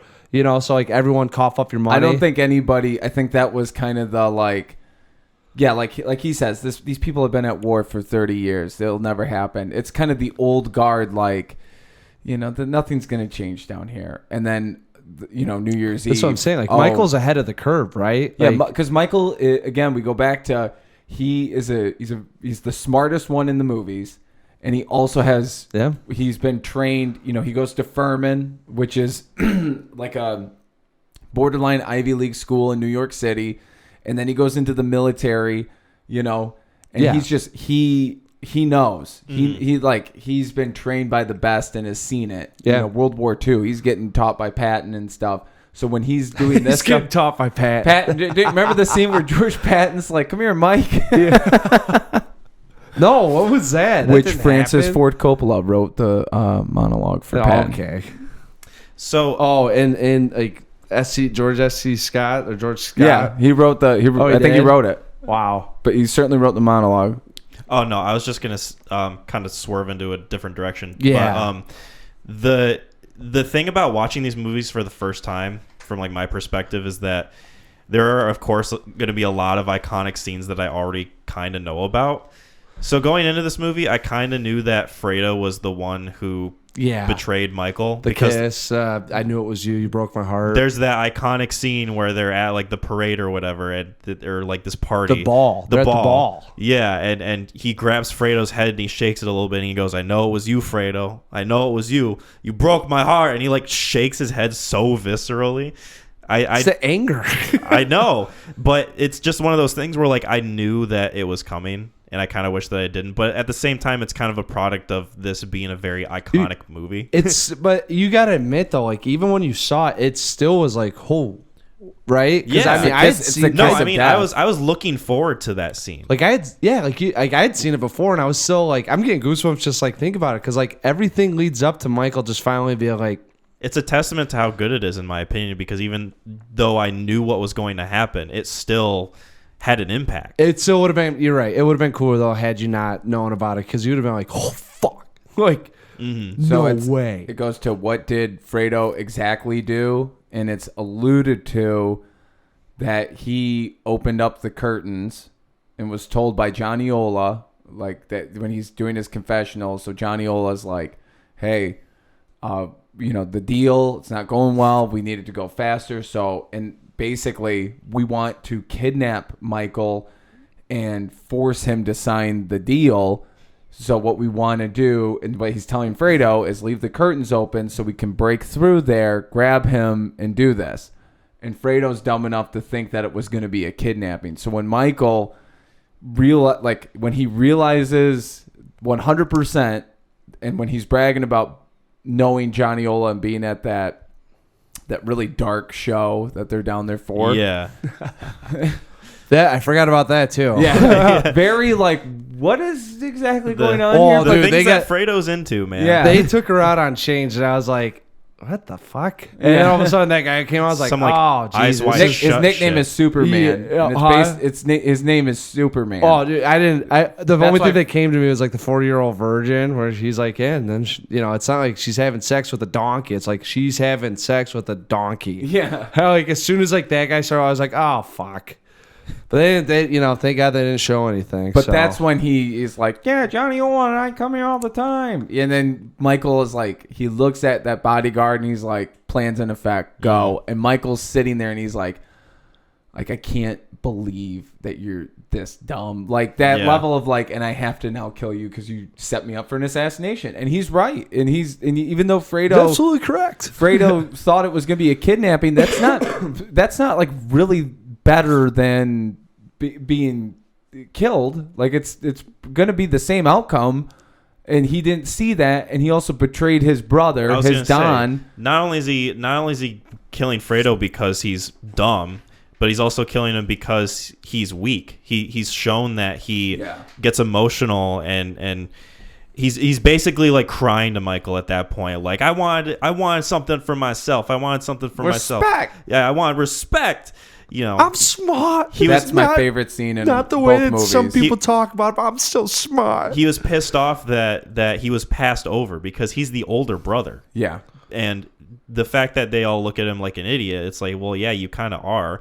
And you can't be trusted, especially now. The best, and it goes back to one, though, but him fumbling the gun and falling down. Like, that's like, you let your dad die. Like, that's the number one, like. Both assassination attempts revolve around his incompetence. Exactly. I don't know if he's, like, dumb, but he's dumb, but he's not, like, he's just incompetent. No, he doesn't. Mr. Can't get right. It's not common sense. Sonny had anger and aggression and probably passion about it, but that's why he couldn't think rationally, right? Yeah. Fredo has no common sense, so he's illogical. So everything that he does, it stems around the fact of, well, I could see it and just not having, like you said, he's weak. So he doesn't have that testimony to say, like, no, this is wrong. Like his wife is drunk at the communion party. And he can't hit, well, I shouldn't say it like that, but like he doesn't hit her, he doesn't like grab her or take. He can't get control of the situation. That's what exactly. It's not like he needs violence, but you know what I'm saying? Yeah. Like he doesn't, she's sitting there calling him out and he does nothing to even sort of like walk up and say, hey, Jan, not the time. Like, let's like, let's go, like he's got to get a bodyguard to say, can you, Rocco. Yeah, Rocco, need you. And that's when it's like, Jesus Christ, it's like he didn't have any business in being involved with the mafia. It's like it's like if you took a civilian and you just all of a sudden stuck him in the family and just see what happens. Well, he never took it seriously. I think maybe being the middle child, he was always overlooked. And they always gave him like the hey, go to this area and oversee like this party that's happening. Well, if you think about it, Sonny gets raised. Sonny's the first child, so obviously he's gonna be the heir to the throne, right? And then Fredo comes along, so he might be second in command. He definitely could either learn from Sonny or learn from his dad, right? Mm-hmm. But then Michael comes along. And now you got Michael as a baby, so everyone caters to Michael and makes sure that Michael's okay. He's really in this whole process, like, can't talk to Sonny. Sonny's like, hey, Fredo, I'm too busy for you. Everyone's talking to Michael, so he's got to pick up and learn on his own. So he might have been jaded, and that's probably why he has all those vices. Yeah. Why he is so weak is because he never learned it, and he never had a chance. And that's why you see, and when he's sitting down there, why he's so pissed is because I was always overstepped. I never had my shot at this, but the fact is he never took the opportunity to do right. Yeah. He always used it as a cripple to say, this is why these things are happening to me. Yeah. When Mo Green hit him and when he was, when his wife gets drunk. Mo didn't mean anything. He defends him. Hey, Mo's a good guy. This one, it's like I remember watching that and Michael's like, he struck my brother in public. Like, this is, I'm not tolerating it. Is that why you beat my brother up in public? Yeah, he's like, hey, come on. He was getting frisky with some of the girls. I had to teach him a lesson. You can't be doing that, Michael. Yeah, hey, Mo's a good guy. He's all right. And I'm like, dude, like, Vito's like, Michael's orchestrating to kill 5 guys. Vito's like, I just took the head off a horse, and Fredo's like, it's okay if I get hit. I was a little drunk. It shows you everything in the first scene at the wedding. Sonny is trying to does bang the bridesmaid and then also doing the work. Tom Hagen is just pushing papers and like next guy up. Michael is late, to the part. He's with Kay, and he probably did it to make an appearance. Like he probably had like a little showmanship. Yeah, and then just kind of goofing around, and but like everybody's coming up to him, and then there's Fredo wasted. He like can barely take care of himself. It just it sets the mood for the rest of the movies. Can we talk about Tom Hagen's character for a second? For some reason, Consigliere. Yeah, for some reason, and I'm not entirely sure why. Maybe it's Robert Duvall's acting, and maybe it's just the way the character's written. But I think Tom Hagen's like one of my favorite characters. Yeah. In these movies, dude. A lot of people talk like that. Like when you talk about someone being your right hand man, you call him like a Tom Hagen. Yeah, it's a good compliment because he is on top of everything. There is very few times in these movies the only person that gets him at any point really is Michael, and then Sollozzo in the first one. Outside of that, everything he's like at any point. And this one is a perfect example of that. The court proceedings, and he's representing him, and they're just not. He's like, but my counsel has advised me I get to read something, and then like just everything. Where Michael's like, yes, I have stock in olive oil in the casino business. Holds the mic, comes back. I also have stock in IBM and AT&T. And like Tom's like, hey, say, you know what I mean? Yeah, like, make it legitimate. Like Tom's the only character that knows like pretty much everything that's going on. Yeah, and he is very consistently like just in the know about it. Like I really like his character. He's actually a great contrast to the business that they talk about. It's just business. I don't think he took anything personally in that film. Even when Michael, take your wife and your mistress. Hey, whoa. Yeah, like hey, hold on, Mom. We're still. Like honestly though, I mean, he is like the kind of he's like the fourth brother almost. Well, like, he is, but he's the Michael adopted. Yeah. Everyone runs. Everyone runs through emotion. Sonny, Fredo being jaded, Michael with his greed and ego. Tom, literally fourth brother, business. He's buttoned down the whole time. It's such a good spread and representation of like just the different aspects of that family that you can get. Yeah, I think it's super well written. They say it in the first one. He's not a wartime consigliere, and it's also funny too when Fredo's like, "Dad gets Janko and I get this guy." And then he's like, I didn't mean it. He's like Sonny. Sonny says that. And then it's funny for, the multitude of reasons. But like, number one, Tom Hagen's like the most level-headed, like plotting person. He's the only guy that can truly.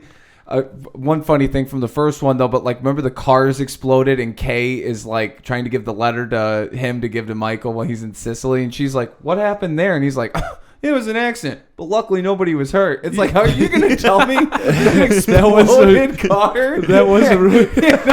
Is it, but he's just he's so sharp with every move. Mm-hmm. And the second one extremely highlights that. And I think really shows, like when Michael tells him, you're going to be the Don, and how trusted he is. Like, you're going to be able to run everything that we're doing right now. No, in the second one, though, like Tom's like not in it as much as the first one, right? Like, I definitely felt like it was really De Niro and Pacino and the second one. He's not in it as much as the first one, but I feel like his character has more importance and weight in the second one.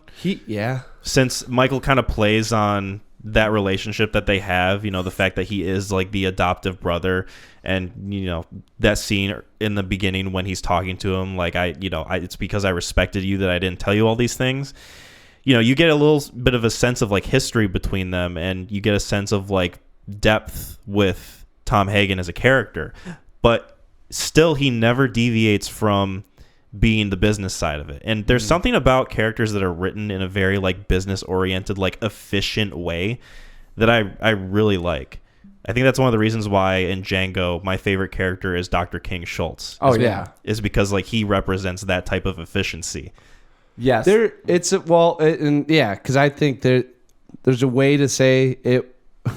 It's about business when it's not. But then I think it's even harder to act when you say it's about business than it is. Like, you have to be able to see a person think about making those decisions and detaching themselves from the situation and setting their emotions aside, which I think he does the whole time. But he does it in a way like you would imagine like a owner or someone doing. like you said with Kay, like being able to be quick-witted and being able to have a little bit of a sense of humor and understand the situation and what's going on. Like it's a really, yeah. It kind of helps him that he is sort of the adopted brother because he has that level of detachment almost from being in the family. Like he's not biological by any means. So it kind of just helps that character sort of separate from the like more personal side of it. Huge outsider perspective from him on what he can see because he, like you said, he's not, which is funny because he was raised in it. Well, that's what I'm saying. Like it's your mom, but it's not your mom. It's your brother, but it's not your brother. You know, like you still have that ability to step back and take it from a different perspective. Yeah. You know, or the emotions that you're feeling, where if it's, you know, me and Sam getting a fight, you know, you see us like you understand what we're fighting about, but at the same token, you're able to reason much more than we could. You know, and I think that's what he brings to the table. Are you saying I'm your adopted brother? Kyle, why don't you come on in? You got to be able to strictly deliver us the most tragic news ever. So like, your son was just gunned down, or you know, your wife had a miscarriage, or you know, like he the whole series, he's just delivering. Oh, dude, really bad news. He does it well. I'll say that the miscarriage. Let's sit down and let's have a drink. You've had your drink. What do you guys say? My favorite thing about Tom Hagen, and I like courtroom drama movies. I think those are like just really satisfying in the fact that we get, you know, a 20-minute courtroom drama sequence where, you know, Tom is representing Michael, and you know, it's shot so amazing. There's so many, you know, people in that room and just background talk and people talking over each other, and you know, Mr. Chairman, you know, what questions do you have for him? And then they're just trying to get Michael on perjury, and that's probably some of my favorite stuff outside of the Fredo Michael arc. I think that's easily my favorite storyline in both movies. Yeah. So what's yours then? If you had to pick a plot point out of this that you really enjoyed. I don't know. Well, aside from like Tom Hagen as a character, because I really like him. He's only in this thing for like 15, 20 minutes. But he's my favorite part of this 3-hour, 20-minute movie. I have my reasons. I really enjoy the Michael Fredo stuff, much like you did, Sam. I also just seeing Vito's storyline too. I think was really compelling. I almost kind of wish that we got more of it, because it almost feels like we get 70% Michael story, 30% Vito story. Yeah. Which I'm not complaining about getting more Michael story either, but the fact that it's a 3-hour long movie and I still want more out of it, I think is a testament to how just damn good it is. Yeah, seriously. Yeah. Well, they had a deleted scene that I saw that had Hyman Roth, and I really wish they would have kept that in there. It should be noted that in 1977, and this exists somewhere, I'm sure we could track down if you guys want, but they released it for network TV, including deleted scenes, probably an hour's worth of deleted scenes. It's like a 4-hour cut. Both movies. It's called the Godfather Saga. So it starts off. They had it on HBO HBO Max at one point. It's maybe once a year they'll do it. Yeah.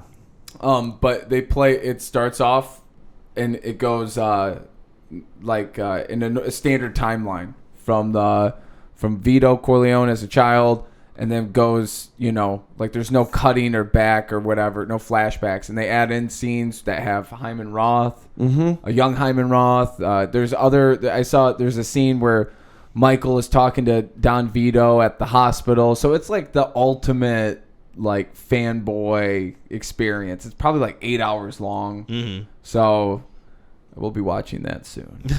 I might have to give it a shot. Yeah, I'd be down for it. I really liked. I love them being in Cuba. That was my favorite part. I was gonna say too, like the sort of change in aesthetic from the first movie. It's grander. It's grander scheme. Yeah. Right. It's a different area. You also know that there's chess pieces being made. Michael can't do anything until the deal's done. You're also, you know, Hyman Roth set it up, but now did he miss it? Kind of like what happened with Sollozzo is that you miss the Don, you get one more play, right? And either got to kill him or you know you're on the mark. So it's like, what's Hyman going to do? Because he's got all these connections. You find out. So they did the I saw a little thing that they were talking about because I thought it was interesting that the $2 million that Michael was supposed to never made it to Hyman Roth. This is the business that we've chosen. Yeah. I never asked who put the hit out on Mo Green. That's what I'm saying. So, like, cough, cough, you tried to kill Michael. Yeah, exactly, right? That's a very telling piece of dialogue. The best, though, is when they're up there, Hyman Roth, when he tells Michael, or he's like, I want the $2 million up front. Michael's like, I'll get it to you, you know? And something happened where he shows his cards for a minute. I forget what he says. I was doing this while, you were sucking on your mommy's tit. I was, running with you. With your dad, of course. And with the olive oil business, it was a good business. Like, he had to, like... Yeah. And you see that little bit of... Like, and your father supplied the molasses that we took out of Canada. Right before that, he hit him with, like, give me the fucking money. Yeah. You know? It's, and then kind of starting to unravel. Yeah, reeled it back in. And that's when you kind of see, what's going on? So, I mean, the Havana deal alone with the backdrop of the revolution in Cuba, amazing. Yeah. Like, so good. And there's no... It's funny, too, because you get in there, and Michael's the one that's like, is there a revolution going on? Like, yeah. Like, all these things are happening as us audience members. Like, I was sitting there, I was like, oh, shit, I think this is like the overthrow, you know? And then, like, he doesn't even bring it up to He's like, I saw a guy with a grenade, does that whole thing. So I loved Cuba. I thought Cuba was so funny, and then he finds out it's Fredo. And you get that whole thing, and then you're like... really haven't even talked about the Vito Ascension arc, which... It probably is everybody's least favorite because of the subtitles and era. But the thing I like most about that is you're just seeing hijinks with him, Clemenza, Jenko, Tessio, like with the landlord and the apartment. Like, I love that they gave us that one, and then when they steal the rug, where Clemenza's the rug like, stealing's the best. Yeah, like Clemenza's like, my friend, he's letting me go in. No, you didn't leave a key. What a jerk! And he pulls out a knife, and then Vito's like, okay, something's off it's here. on now. Yeah. But I always enjoy in movies where they just show the crew taking care of business as usual, and handling, stuff. It's usually in an action movie, it's the first scene where the crew's together and they pull off the heist. But there's just nothing I love better than that. And it's just, it's really nice, especially with the landlord, and that you show that, like, it's the turning point of, I got muscle now. Oh, yeah, we run this neighborhood. Well, and he knows what's going on in the neighborhood. Like, it takes him, like, a minute. And then, when he comes back in there, he's like, I got to get going. It was a great talk. Yeah, I got to go. Can't open the door. He's like, $5 less. Or he's like, the dog stays. And the rent stays the same. And then he looks over at, like, Tessio, and he's like, $5 less. And then he sits back even further and looks back at him. And he's like, $10 less. He's like, okay. Like, that's like, because the other plot line is so heavy. There's not a whole lot of levity or, like, comedy. And if there is, it's dark, and you're potentially laughing at Pat Geary sitting next to a dead prostitute. Not saying I did, but that's like the only comic relief is those kind of spots, or Clemenza throwing him the guns to take care of. Yeah, I also like it too that you get to see, and I don't mean to say it, but it's the rise of the family and the fall of the family. It's they both hit the same mark up. They both lead up to the end scene of the dinner. Yeah. And that's where you actually get to see Michael going to war. It was more out of spite and because he didn't want to do what the family had asked him to do. Talk about my future. Yeah. My future. Well, and that's why so watching this, you could almost make the argument he destroys the family because of the hatred of what they did to him. Mm-hmm. You know what I'm saying? Like he never intended to get in here. He never wanted to do it. He just wanted to be with Kay and have his own kids, right? Mm-hmm. He was totally content, and all of a sudden you could just see that paranoia, the ego, and the pride. But you could also make the argument that he's doing this because of his hate for what they turned him into. And he knows this whole time of where he's going because he probably can't stop it. Yeah. Like when you're a competitor, like you start competing and it's like you start talking shit to your friends. It's like, I didn't mean to say that. Yeah. And you could almost see where the difference with Vito is he's doing it to protect his family. He's doing it to survive. Well, and it's protecting the family, and it's also the right thing to do in the neighborhood, and he cares about the people around him. You can see his empathy for everyone that is involved versus Michael, who is almost sociopathic. Yeah, Vito's helping like this poor landlady or tenant with her rent, basically. Like it kind of shows him like from the ground up, like just kind of helping the little guy essentially. Yes, you know, it's a good parallel to what Don Fanucci what Don Fanucci was doing, where he was just basically muscling people and extorting them. Yes, whereas Don Vito was actually like his heart was in the right place. His methods were a little shaky, but I mean, he was actually helping people. What you have to do, right? It was kind of that sentiment of the time is what you have to do in order to maintain that power. Yeah, another parallel between the two, but the assassination attempts on Fanucci and the Turk, of two kind of villains that Vito has to do and then Michael has to do. Yeah. That's the turning point, and that's really the point of no return for both of them in terms of their career in the family. Yep. You know? Mm-hmm. Yeah. That scene where he's on the rooftops just kind of stalking him from there. Oh, yeah. I really like that scene so much. I had just to like the backdrop of it and like the whole tone. And the parade, I've always thought that was Christmas, and then I looked it up, and it's like Saints of San Gennaro or something like that. It's a little Italian Sicily thing. It's a patron little saint. Catholic holiday and Italian specific, which is a really, really cool touch and look to the film, and then again that it takes place on a holiday because the Salazzo shooting, I guess it was right around Christmas. It was that's what I'm thinking. It's like right around the New Year. It was somewhere in that. And there's a little poster behind him at one point. It's like Jack Dempsey or Joe Louis fighting on January 9th. You know what I mean? Yep. So it's like, it's really cool that they revolve stuff around. Well, and then I love that they of what time of the year it is. They is. tie both the stories together right at the very end, and everyone's so excited to go see the Don. And what's left? Michael sitting at the table alone.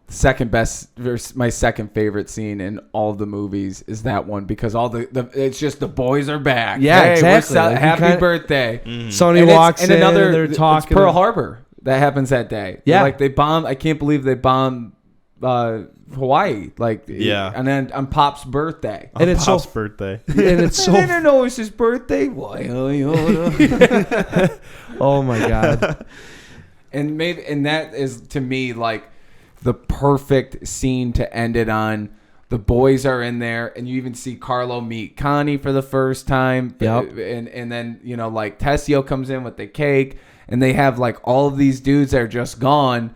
And slowly, one by one, they exit the room. Yeah. And then at one point, it's Fredo, Tom, Sonny, and Michael. And then it's Fredo's gone. And then it's just those two. And then everybody's gone. And then you don't even see Brando, which occurred because of the contract dispute on the first movie. The first one, they were like, we're not bringing Brando on. You got to insure him. He's got to put up a bond in case any of his antics go down. So $250,000. And we're not paying him. And he has to, like, they were that anti-Brando for that role, an Italian role. And eventually those were the three stipulations. And then eventually they saw the rough takes of what it would be, and they forgot about the three of them, and they paid him a minimum deal. So when they were like, we need you for the second one, James Caan even was like, yeah, give me $1 million. The first one got paid like $45,000. Oh, dude, it is. So Brando was like, I want $10 million or whatever it was. Like I want like an insane amount of money. And they were like, Connie's character made $1,500. Pacino, Diane Keaton, Robert Duvall, Caan, I think they were paid the base at $35,000. Yeah, because that movie grossed $170 million. Yeah, it was. Yeah, like in that time, huge. One of the initial blockbusters. Yeah, ever. It was like the highest grossing movie of all time for a while. Yeah, until Jaws. I think the next year The Exorcist beat it out, and then 2 years after that, Jaws debuted, and then blockbusters were invented. But this was like the first major a lot of money in a short time. Obviously, Gone with the Wind is #1 of all time, but that's where you could own a theater and just play it nonstop. I was about to say, I mean, that was... Just before we wrap it up, I just want to say that we haven't mentioned, but Francis Ford Coppola has a lot of family members involved with the movie, and one of which is Talia Shire, who plays Connie, is his sister. Oh, really? Yeah. Oh, yeah. I think I read that. Yeah. And he didn't want her to play it because he's like, you're too good looking. And Connie's supposed to look a little trashy. Yeah, because that's the only reason that she could land somebody is because she's the Don's kid. Right. So, and then like his mom's in the background. His dad is the piano guy in the first one, the montage. And, when we get to the next movie, I'll reveal who else is a family member. Yep. Yeah. So I think we can wrap that one up. Do we want to get into ratings? Yes. Yeah, All I'm right. good on it. All right. I can go first. This is a 10 from me. This is a 10 out of 10. Nice. I think that this movie overall just makes the first one even better, and I think that it stands on its own as a really, really great movie. Yeah. So that's that from me. I'll go second because I know Sam will probably want to end this one because this is I hate the 9 out of 10 again. How dare you, sir? This is a really good film, and I think not really good. This is like yes, masterclass, right? I'm just giving you shit. I Why do are you sweating? no, but I'm saying because I have to sit here because I have to defend it because everyone when I read Gary Oldman's like greatest film of all time, it's like I love that guy. Really respect his work. I think it's still just I think it's just from being the 70s. I still have a hard time engrossing myself of the time, and I'm such like in the moment. But if anyone, I would like go watch it. Like it would literally, I'd recommend this thing to anyone. I need to take. This is like a movie that I have to watch after 2 or 3 years and sit back down with it. So I think there's a lot to ingest in it too. And I don't break things up. I don't compartmentalize. Well, so just in general, it's tough. Like you just keep soaking everything in. This is the first time that I've actually soaked a lot of it in. The first time I saw this film, I was like, man, like, okay, great. Godfather 2's over with. And then this one, I was like, oh shit. So, and the fact that I'm going to actually watch it again just to see how much Breaking Bad parallels it. Like I'm very curious as to that whole theory now. Yeah. And the Better Call Saul element of it is, okay, that storyline is over, and now we're moving on to this one, which is a little bit different, but I think you're going to like it. Yeah. And then you're like, yeah, I really do. Yeah. It's just as good. Absolutely. So, Sam, we already know. Yeah, it's 10 out of 10. It's I can't distinguish Godfather 1, Godfather 2 to me, it's the same movie. It's one piece, like I don't want to separate the two. I can't choose one or the other because they add so much to each other. To me, it's the same movie, but the things about Godfather 2 that are incredible, the music is a bit more polished than the first one. The cinematography, they have a little bit more money for, production design and everything.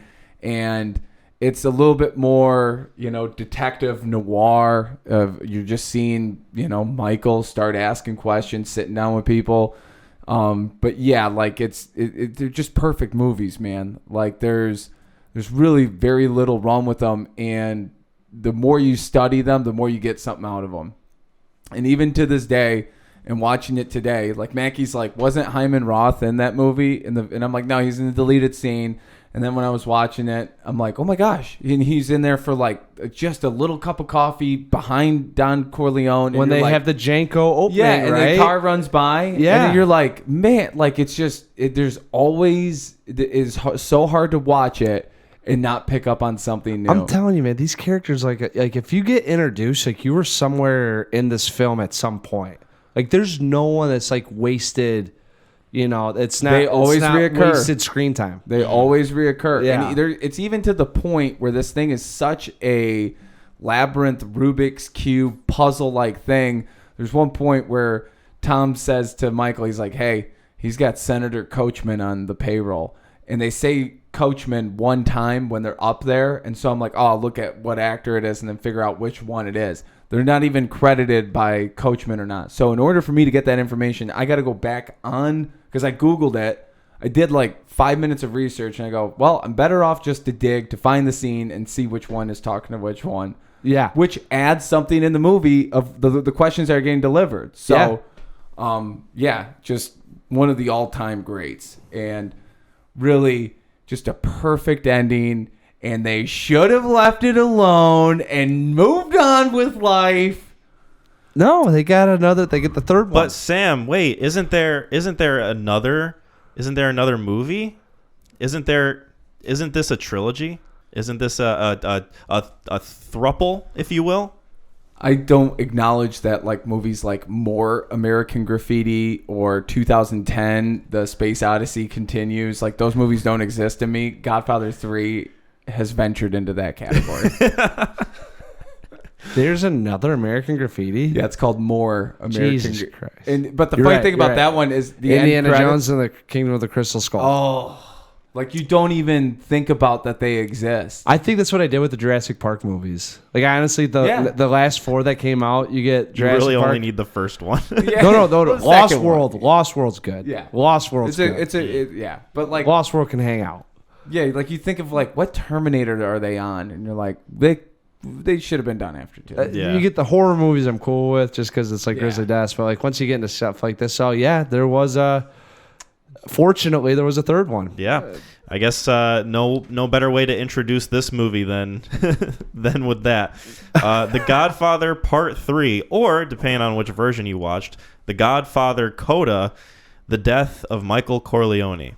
Which is ironic. That's the title? That's the title. Which is fucking ironic because of the scenes that they chose to put in and took out of the versions. Right. I told... What do you mean? I told you. So, what do you mean? How does Coda end? Sam, the movie is called... You haven't seen this. I thought I was talking to you about this. The movie is called The Godfather Coda: The Death of Michael Corleone. And in the version that they named The Death of Michael Corleone doesn't fucking die. Do you remember? I was talking to you about this, I think. It had to have been you. I swear to God, because I was like... Yeah, you said it, remember, but what ending did they have? And you go, yeah, he has a flashback of him dancing with Kay, and then he has a heart attack and dies. And I was like, that's the original one? And you go, yeah. I was like, they okay. flashback like the first 2 movies. Then I watched Coda. Rocky style. So I didn't know, like I couldn't remember like what was happening. Yeah, exactly. Like they have like a little bit of it, and then he slumps over, right? No, not in this one. So like I was watching, I was like, I don't get the title. So we'll get into it, but just to quickly point out the difference between the ending of Coda and the ending of the original Part 3 is that Coda features a flashback scene of him dancing with Apollonia. Sofia Coppola. Yeah, his daughter. Mary, yeah, I forgot his kid's name. That gave me a lot of guesses. He's dancing with Mary instead of in the original where he's dancing with Kay, and there was one other, I guess.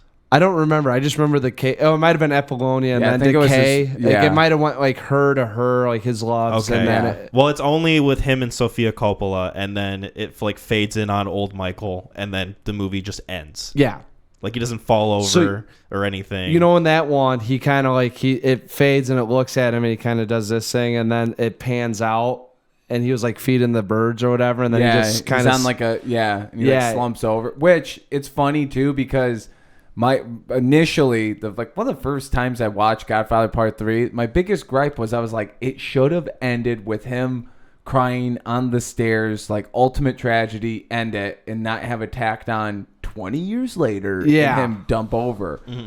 So but it's funny that they got rid of that, but then added something different that was worse, and then also title it. They didn't do it. They changed the cutscene and he lived. Yeah, I know. That's what I'm saying. It's like literally, it was the exact same. He was in that. It's the same shot. Like Coppola went like, all right, we're gonna do one where you have the heart attack and one where you don't. Well, and they're like, I don't mean to backtrack back to the second one, but the ending shot is maybe my least favorite thing about the movie, where he's sitting there contemplating and it just goes to black. I'm like, come on, what are we doing here? But they do the similar thing in this one. It appears. Yeah. It's kind of a through line, I guess. before we get too ahead of ourselves, I guess I can summarize this to the best of my ability. Please do. I don't remember too much about this. So this movie takes place 1979. Michael Corleone is elderly now. He's, I think, approaching the age of 60. And he is doing his best at this point to absolve his hands of any dirty business. He wants his business to be legitimate. He's potentially trying to find someone who can take his place as Don, so he doesn't have to carry the burdens of what he's done anymore. His children are grown up, Mary and Anthony. He's still got a rocky relationship with Kay, and meanwhile, he's trying to cement this deal with the Vatican for some sort of banking thing that they're trying to establish, while also still trying to keep his business legitimate. And from there, he has to go over to Italy, and there's a conflict between him and the Vatican Church, essentially. Immobiliare. Yep. Like Immobiliare. He's trying to get like absolved of his sins or something Not like that. absolved of his. He's just looking to get. He's looking to, like The Wire. His money will finally be clean. Yeah, It won't be okay. laundering. It won't be gambling. He's gonna have a vesting interest in this company or the bank. It's like a company or a bank or something, but it's called the Immobiliare. Yeah. And it deals. I think it's actually like a real thing too. By the way, like I don't like the Immobiliare might not be the actual name of it, but there's supposed to be 9 countries that are involved with it, and they're all pooling in money, and it's supposed to be kind of like, if you're in it, like you're making like $1 billion a year, you know? Mm-hmm. And he's talking with the Archbishop in the Vatican, and they're getting kind of close. Yeah. So, yeah. That's a perfect summation of what we think. So, Well, I'm going to say this right now, like off the bat. Yeah. I love the concept, and Yes. I really like, all right, it's the next step. He got into Vegas, which, I mean, seriously, for in the 60s now, it was it was up and coming, right? But it was like, that's a lot of money. So this is the next step up into like globalization, and they're still kind of continuing with the theme of like capitalism in America. Yeah. You know, and that ultimate, like, now you become a conglomerate, right? Which Immobiliare is. They have so many ventures out there that all pulling money that go here, that go to the invisible hand, and he's that close. And he's meeting with the Archbishop, which dude, if like you pull someone from the streets, like you're gonna meet the Archbishop, they'd faint. A lot of power. Like, yeah, that's, you know, and it's Wealth. I mean, well, and he's the consigliere to the Pope, right? That's kind of his, like, how close they are in rank. So, Yeah. you know, not to get in. I'm not sorry going if to I confirm or offended deny any. any of that. I don't know. All right, Tom I don't Hagen. know. Yeah. Mr. Chairman. Yeah. So, Mr. Chairman. so it's I really liked that aspect of it, which is only, it's like, it's one of the storylines. yeah, well, that's the thing. That's the thing that I have with this movie, is that I didn't hate it. Like, Right. I don't think it's a bad movie necessarily. I just think that because the first two were so good that it's just Yes. a weak entry. And also, it's not as cohesive with the first and second one as the first and second one were with each other. Right. It helped that those two movies came out, like, what, 2 years apart? Yes. So, by the way, too, one was doing so good with the test audiences, they started writing 2 while in production with 1. Yes. Yeah. So, I mean, they knew that was going to be a hit. So, I don't know why the fuck someone's like, we got to go back to this. So I think it was Paramount. Yeah, Paramount. Paramount approached Francis Ford Coppola with the idea of doing Godfather 3 because the Wachowski brothers. exactly, it was kind of like a Yeah. Matrix Resurrections thing where Yeah. they needed money, and they were like, well, we have this IP. We got this fucking pig. Let's bleed it, baby. Most of the actors are still around. Like, we can get them back. Like, people will pay money to see this movie. It's like a guaranteed success. We'd be stupid not to. you Yeah. know? And they were at the time they were correct for doing so, because I bet you it made a good deal on the box office. I'll check that out in a second, but it was nominated for Best Picture, and a lot of people Shut the fuck up. a lot of people got nominated. Now, Jesus. 1990, not peak movie year, Right. Right. Well, I can tell, dude. So the budget was $54 million. The box office was $136.9 million, which is not really like Godfather 1 and 2 numbers, but it's Right. still That's a pretty still good. made it's money. a decent haul. It didn't make them wealthy again, but they definitely were like, all right, this gives us more time to make more movies. Mm-hmm. And I think there are like decent things about this movie. Like, I agree. I like Michael's character still. I like Al Pacino. Okay, all right. So the first thing is, I don't know how well known diabetes it was at the time, but embarrassing. And I don't know why they had to pick that one to have him have. So he has his like stroke. So Jasmine, she has a niece and a nephew that both have diabetes, and she's watching this with me, and he starts having his like stroke, and she's like, I don't know what that is, and I was like, is it a seizure? She's like, does he have diabetes? I was like, I maybe, and she's like, that's not how that goes. Well, yeah, the way they had him portray it was like him having a seizure. Well, yeah, but and then they call it like a diabetes stroke. The one that's more egregious is when he literally starts lapping up orange juice and like rips open a Snickers and eats it like a dog. I was like, anyone that has diabetes has got to be offended. Like, we don't do that. It's not only like 1990s version of it, but it's 1990, and this is what people thought in 1979 or whenever it takes place, because it takes place in like the late 70s. Yeah. So it's, you know what I mean? So maybe back in 78, they're like, you got to drink this orange juice like a dog, otherwise you'll die. I like... It doesn't even, like, your sugar won't rise up that fast. So like he ate this and it was like he was Popeye on his fucking spinach. Yeah, it would have been easier to just portray something that is like more widely recognizable, like having a heart attack. Yeah. Or having a stroke. That's what I thought it was until you just That's what I said thought this. it was too. Yeah. No, I was like, well, when she... And then they told us it was diabetes. I think in the hospital they say something. Jasmine called it out and I was like, I guess. And then they said it and I was like, oh, you were right. And I think they say it's diabetes while he's having the seizure. Yes, I think they mentioned it at some... when I think I'm out, they pull me back in. It's like it's like right after that iconic line. Man, there are some cringeworthy moments. Nothing like him with the orange juice and then that candy bar. Yeah. I was like... To your credit, Mackie, they got nominated for 7 Oscars. Best Picture, Best Supporting Actor, Andy Garcia. Best Director. Was he Vincent? Sonny's kid. Yeah. Yeah. He's the one with Coppola. Joey Zasa. Oh my god! Did you like that line? He said that, and I immediately thought of you. Joe Montana maybe knocks this down a full star. Like maybe one of the for he's as good as he's a dude from Criminal Minds, right? Yeah, like he's that guy. Yeah, from Baby's Day Out, Mr. Michael Corleone. He was so bad. Dude, the whole fucking scene of like, I want to kill him, Michael. He wants to kill you. Let me kill him. Hey, Michael, we're cool here. And he's like, I don't want anything with any one of you guys. I'm good. You're good. I couldn't You're take good. him We're all seriously. good. Like he was just so goofy to me. Didn't goofy. Andy Garcia like bite his ear off or his cheek? He bit like a piece of his ear, Which I don't know why he did it. There's no like, remember, it doesn't Touch come up, shake hands. Joe Montana must have had like an accident that he got chipped up there that they needed to have like a reason to cover that part of it. Doesn't come back. There's nothing. It's just like anger and aggression. It's I think a punch would have sufficed, right. Oh my god, to get the point across. This isn't going to be your dad's Godfather. This is going to be your grandfather's Godfather Part II. We're going to be more aggressive here, okay? That's exactly. We're going to have somebody bite somebody's ear off. Hey, what made the first We're one? going to be more like, savage. Yeah, so dumb. We got to really show his anger. How can we do it? Have him bite his fucking ear off. Jesus Christ, yeah. Like, why? Why? There's so many questions as to why Throughout the movie?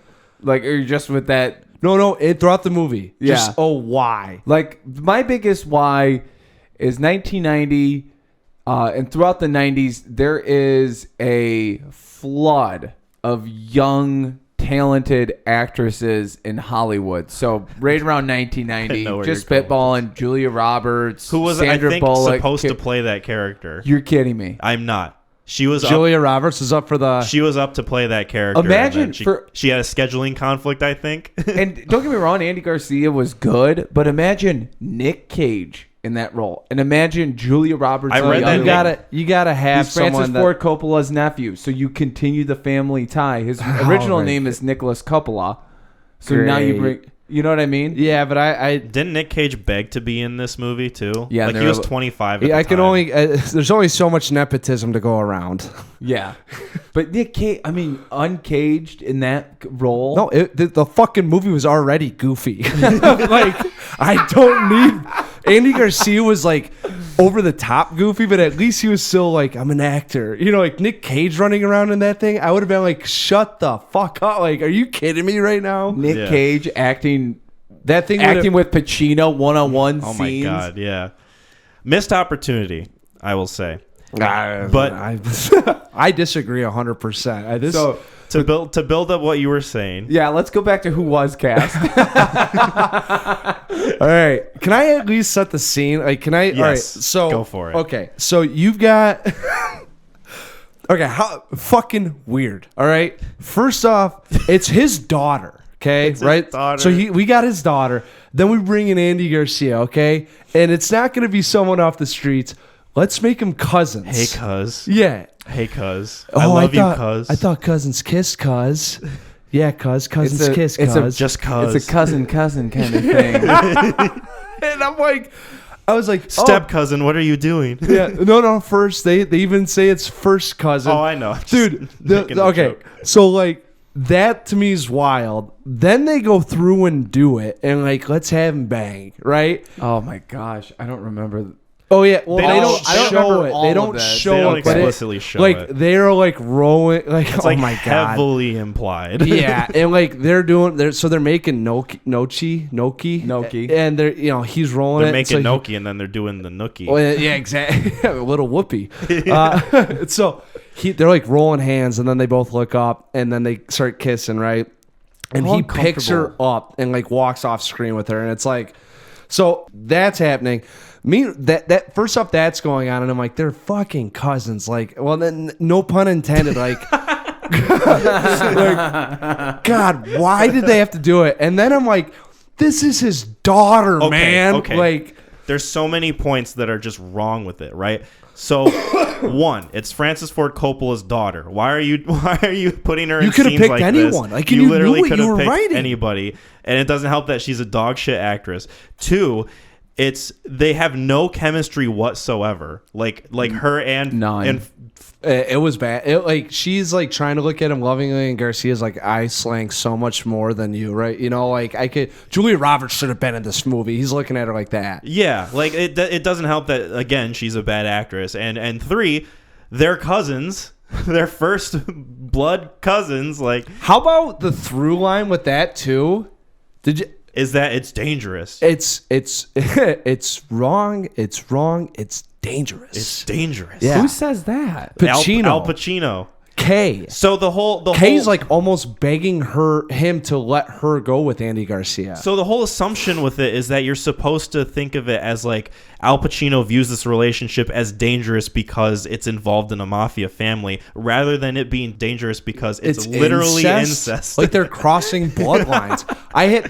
That's why I hated that line, because I was like, I don't know if he's saying it's dangerous because of it's illegal in some states. Yeah. Illegal. I imagine New York being one of them. Like Kyle's saying, it's impacting the family, like the mafia family, not like they're first cousins. Like what are the optics on our familia with this? How is it going to affect operations? It's like, why are you being vague with this?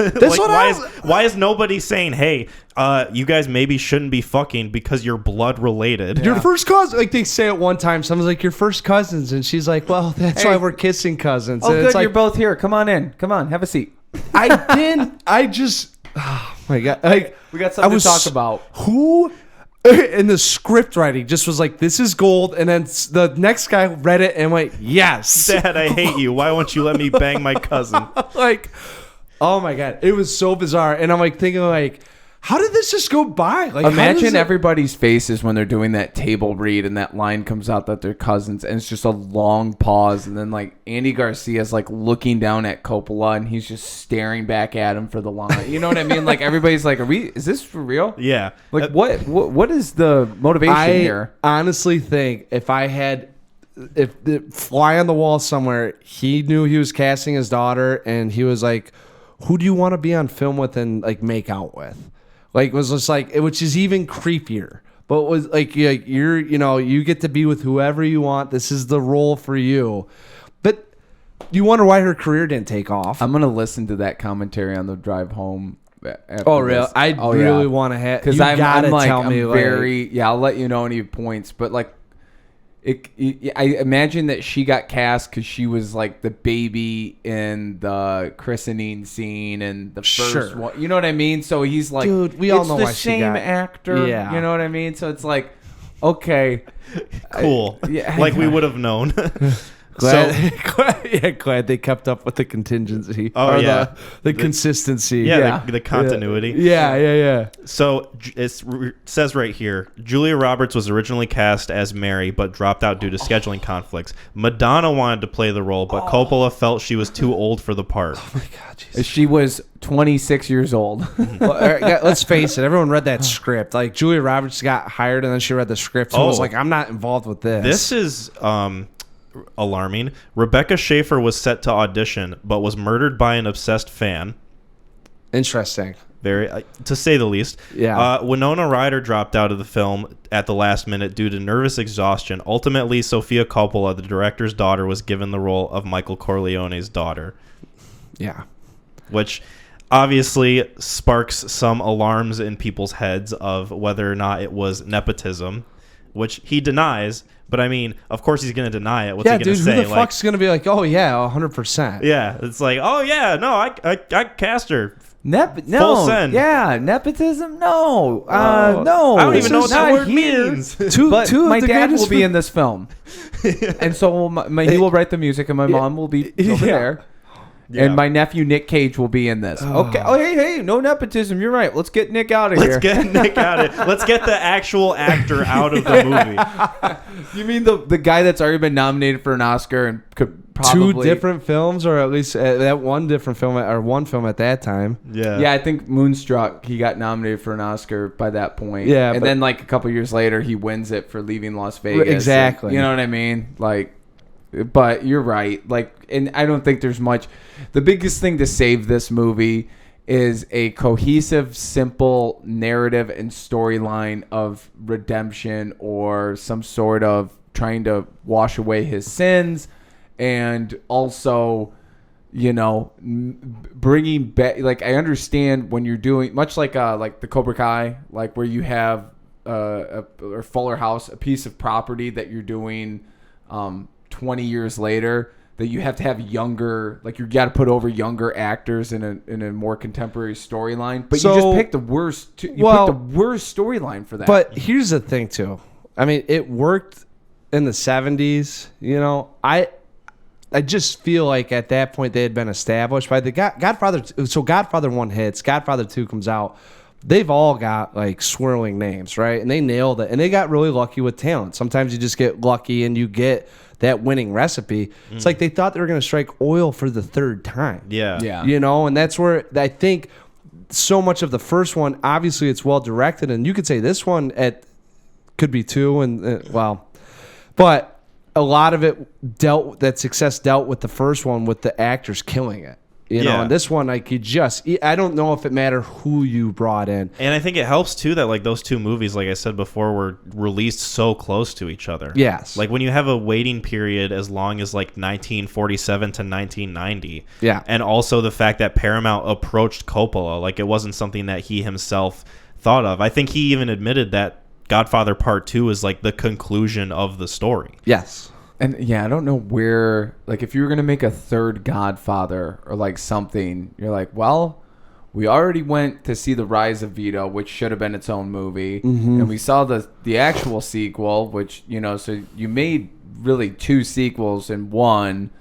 Where else do you go? Like, the only other thing is like, hey, let's do like a Tom Hagen, Sonny Corleone college days. How's that sound? And you're like, yeah, that's probably better than what we're about to do here. Hey, I'm not gonna. I liked the Mobilier, and I liked him becoming 100% legitimate, and I thought that literally the only aspect of this film I was like, oh, that makes sense. Well, I kind of see what they were going for with the natural progression of it being, all right, the first movie we've taken out the 5 families, the very comparable businesses. The second movie we've kind of gone even wider. We're taking out other players within like different groups and sort of avenues. What's the next natural progression? Let's kind of go back and revisit the oldest, like one of the oldest establishments that sort of originates from like all these different like mafia families and like where these families come from. The Vatican. Like, exactly. It's so reverential. Mm-hmm. They all respect it. And like you said, like Vito and Little Italy, they have the patron saints holiday. So you know how much religion over everyone. Well, and it's consistent throughout both the first 2 movies. Obviously, you have the communion, you've got the baptism, you've got the wedding. I mean, there's all of these, the crosses, and there's a lot of religious overtones in terms of the films to begin with. So it's only natural that continues, and maybe a greater, because of the redemption and the death and coming towards the end of the days. Like Hyman Roth in the second movie, he wants to go to Israel to live out his last days as a Jew, and he is not able to do that, and he gets sent back. So it's kind of like the continuation of your final days and trying to like wash away your sins, and and have a lasting legacy that's honest. And it makes sense to me too, because thematically, Michael's an older character. He's getting older. Why not revisit something that is itself also older? Like, you just kind of get the sense of, like, there's a sense of past, and it's not the same as it used to be, and things are a lot different now. There's a coming to terms of life. Yeah. He has a conversation with the priest about confession, and he tries to make up with Kay, Yeah, I think Francis Ford Coppola probably just wanted to nail like the religious aspect of it like wholeheartedly. Like, I think he wanted to get godly with it almost, essentially. Like, yeah. Well, I mean, and that's the next. I mean, in terms of power, I guess what he's saying is, Michael, the next closest thing to him, entity-wise, is God. Yeah. And that's why he's buying a mobile area. He's getting involved, and he spots the church $600 million. Like, which in 1979 standards is like probably $1 billion. I mean, it's more. It would be like probably. We don't need $4 billion. Let me pull out my calculator. Math pod. No thanks. Yeah, so I think I definitely see. That's the thing. I like that. I didn't mind that. It's like, all right, man, you're kind of closing the arc, and it's and what better way than with the Vatican, and he has enough money to touch God. He can meet the Pope. He becomes friends with the next Pope.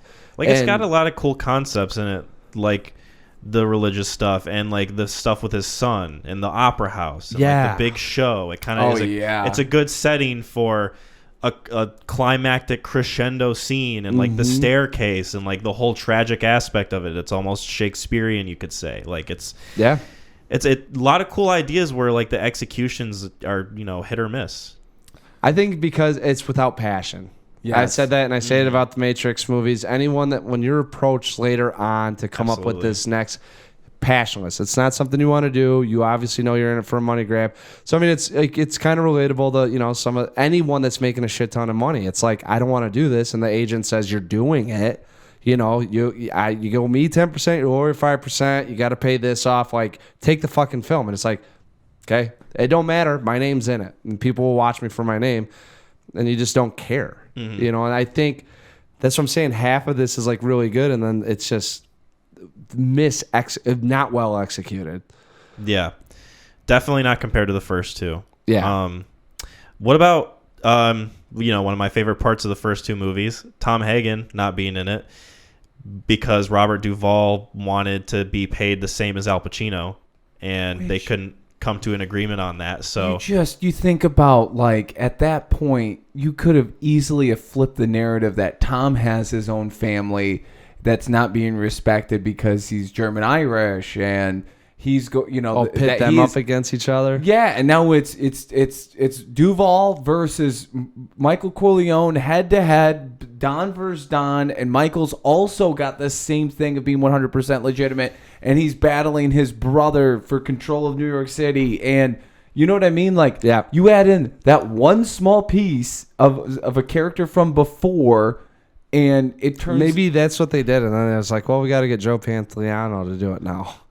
Like, what if it was all Joe Montana? Or Joe Montana, Joey Pants is... I know. He's, also from Baby Day Out. Yeah, Congo, yeah. Is it Congo? Yeah. He's got a very with the small Hawaiian shirt. Yeah. Kyle didn't like him. Oh, yeah. I loved him in that role. Yeah. I'm your guy. I can get you anything. I'm going to get you here, get you there. Don't worry about it. I could sell you, I liked him, but yeah.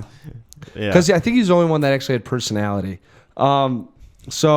Yeah, Joe Montana, I think, because I thought it was the reason why, and I also didn't like that though, is he just handed over $600 million, and yet he's like Joey Montana is gonna come in and take him out. Like, he just handed the Vatican $600 million to spot him to get into mobile area, and it's like, I gotta worry about that guy. That guy runs like a borough in New York. Like, yeah, it's the #1 producing heroin borough in New York. Thank you very much. He talks so. Oh, he's so dumb. 40s, and it's a movie that takes place in the 70s that was made in the 90s.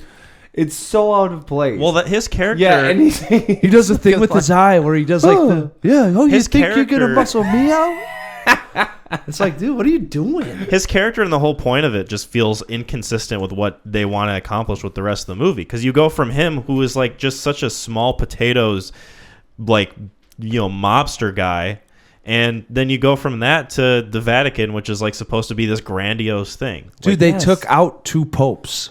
Like, I'm sorry, like, they killed 2 popes. It wasn't one. They killed 2 of them to get this whole thing, like, get the right pope involved. Mm-hmm. And then, like, you're dealing with Joe Montana who's walking in the streets, Zaza.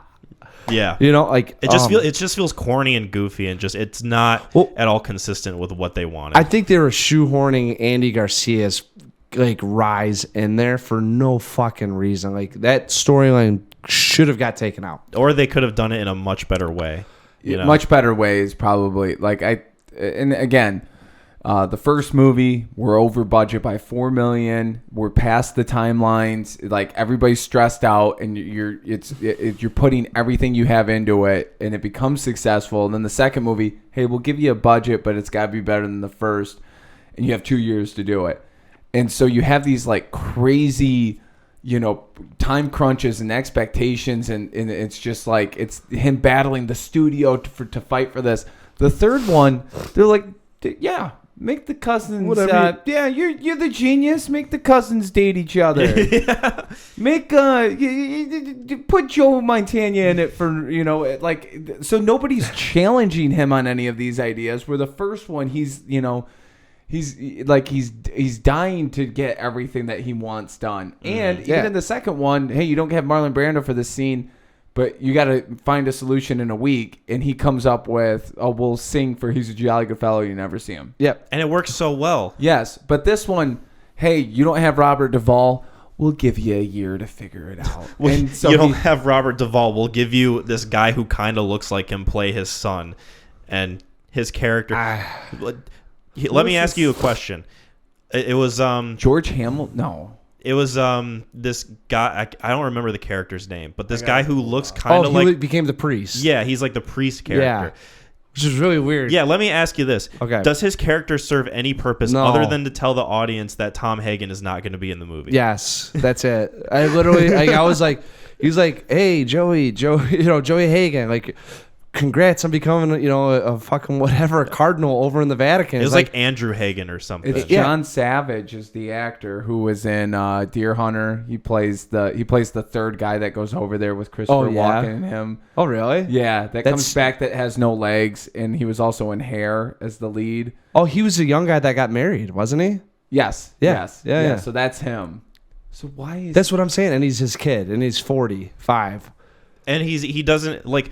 He serves no purpose. Another good difference between this movie and the previous two is that like not every character is useful or serves a purpose. No, not at all. And the first two, like I have no idea who the actor is that plays Frank Pantangeli, who plays like Willie Chi-Chi, like all these random characters in the first two movies, and they knock it out of the park. And you remember them, and they have memorable quotes, and it's the only thing that you see them in. Even the guy, the senator that's up there, that's doing the like. Now we have a sworn affidavit. Like you remember. Yeah. Okay, I need to figure out what the heck is going on here. But like this movie, no, nothing. I mean, the only thing I genuinely remember well is Joe Montana, and that face and him going, well, what do we have here? He's doing his Criminal Minds face. Yeah, Michael Corleone. Yeah, seriously. And then I remember Sofia Coppola's face, which is just blank stare. She's going, what? She's got like kind of a snarled lip the entire time. Like, what? Don't say that. Don't say that you love me. Cousins kiss, don't they? Kiss me, cuz. Do you know who my father is? He's also your uncle.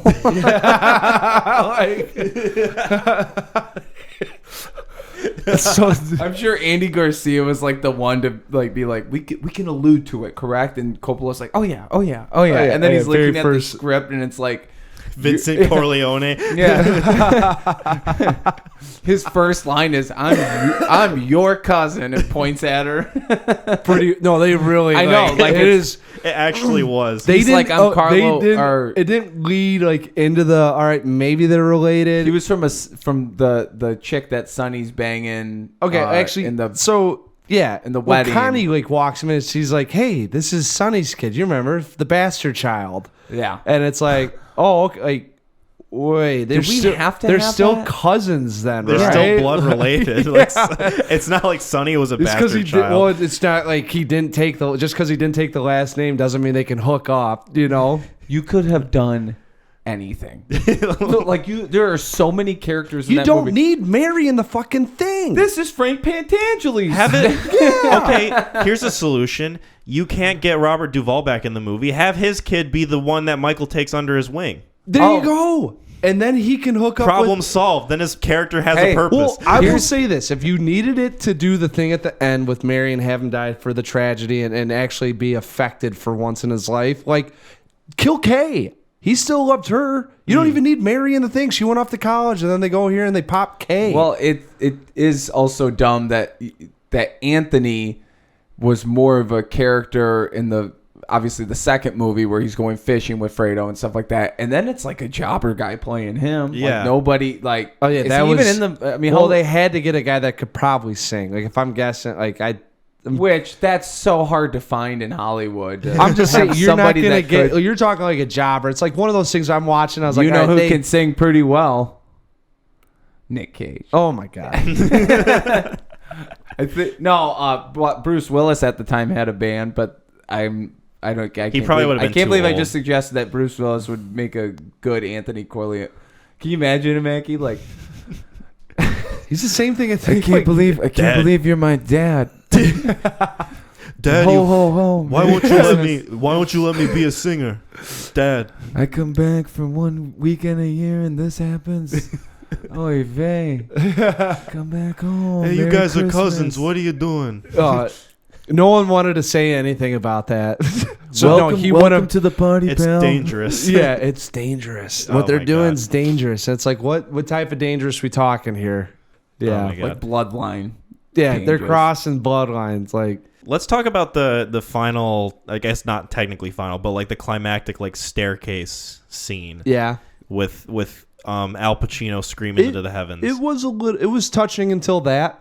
I definitely like if they would have did like just sucked out like vacuumed it and you couldn't hear anything, you could just see the raw emotions. I think I thought that that's what it is for the originals. When he starts to scream, there's no volume, and it's just the music, which is from Raging Bull. That's exactly what I was thinking. What would have made that scene a lot better? Just show him scream, but have us like only hear the music. Yes. Yeah, no, I'm pretty sure in the OG one that he's muted, and you're just hearing Mascani's Raging Bull theme. Oh, really? And then like after it really like goes through, a couple of his screams, and then it comes into him like coming back through but the initial one I'm pretty sure it's muted, that's the thing I remember most about this one. I thought they did the slow-mo with a little. They might not have. I got so distracted. She doesn't even die very well. She's like well, he gets her eyes are like dad, and then if you're on a stage play, that's how you would fall probably to not hurt yourself. But I mean, he gets shot through the shoulder, and then she gets shot. Adrenaline, baby. It's like I thought that maybe they were both gonna die at the same time, like kind of adding to the tragicness of it, I guess. But no, he's got to feel the pain and suffering. Yeah, I don't know that. I 100% agree with you. That scene would have been so much better if they just muted Pacino and had the music play. I would say YouTube it after this. Like, at least watch it as how you guys feel. That might change your viewpoint. Maybe, possibly. They literally hover on Pacino for 10 to 15 seconds screaming. And I'm that's what I remember from this movie. And then Sofia Coppola...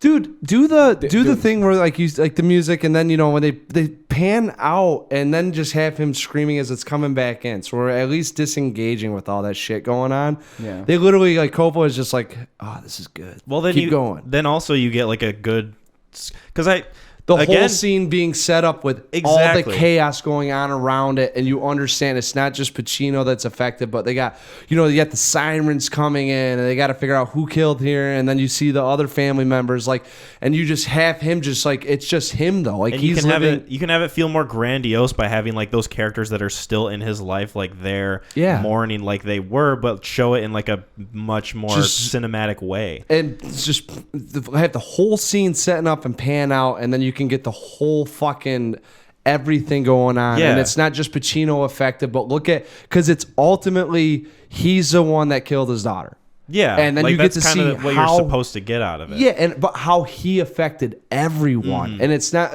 just your world, Al, or Michael. Look at what you did to your ex-wife. Look at what you did to your son. Look at what you did to all these. Look at what you did to Tom Hagen's kid, who is there for some reason.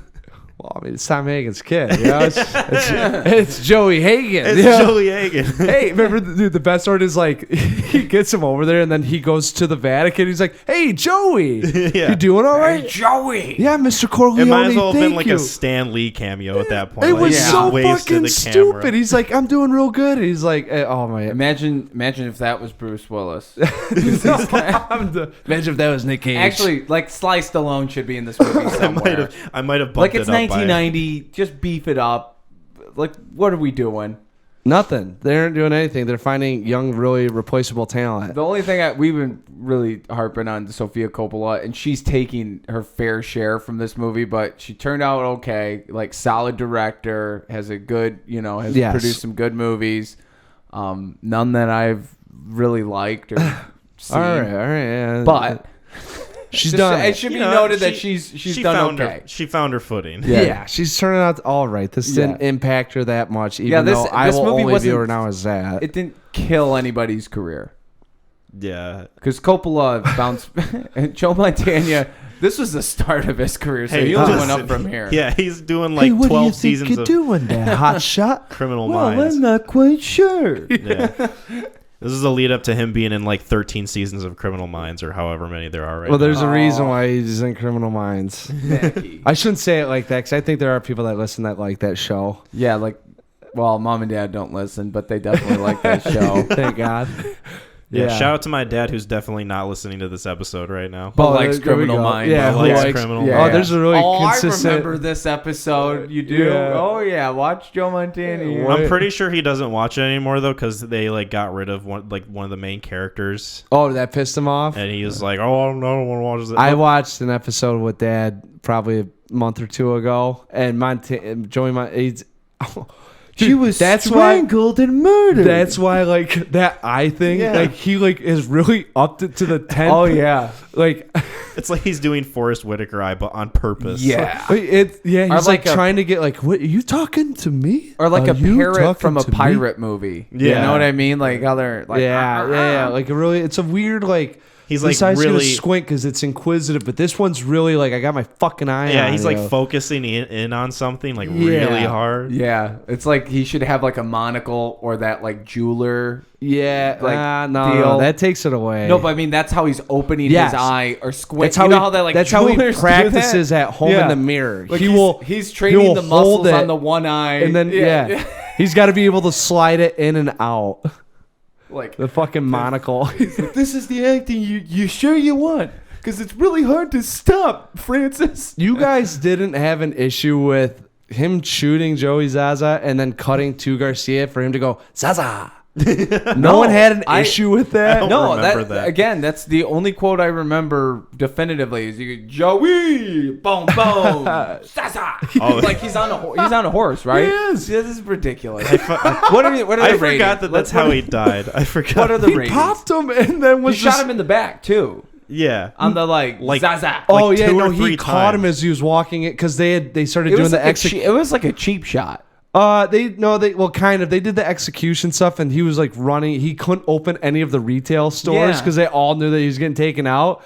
He's like, "Hey, Joey," and they're like, "Boom, boom, boom," and then he turns around and one more he goes, "Zaza," and like takes off on the horse. I need to rewatch that. I do not remember. The first time I saw the movie, I didn't know his last name was Zaza, so I thought it was like Hasta la vista, baby. Mm-mm. But I thought like Zaza was like a cool thing. No, his last name is Joe. That's why, and I'm like, that's kind of a ridiculous thing. That's why it annoyed me so much.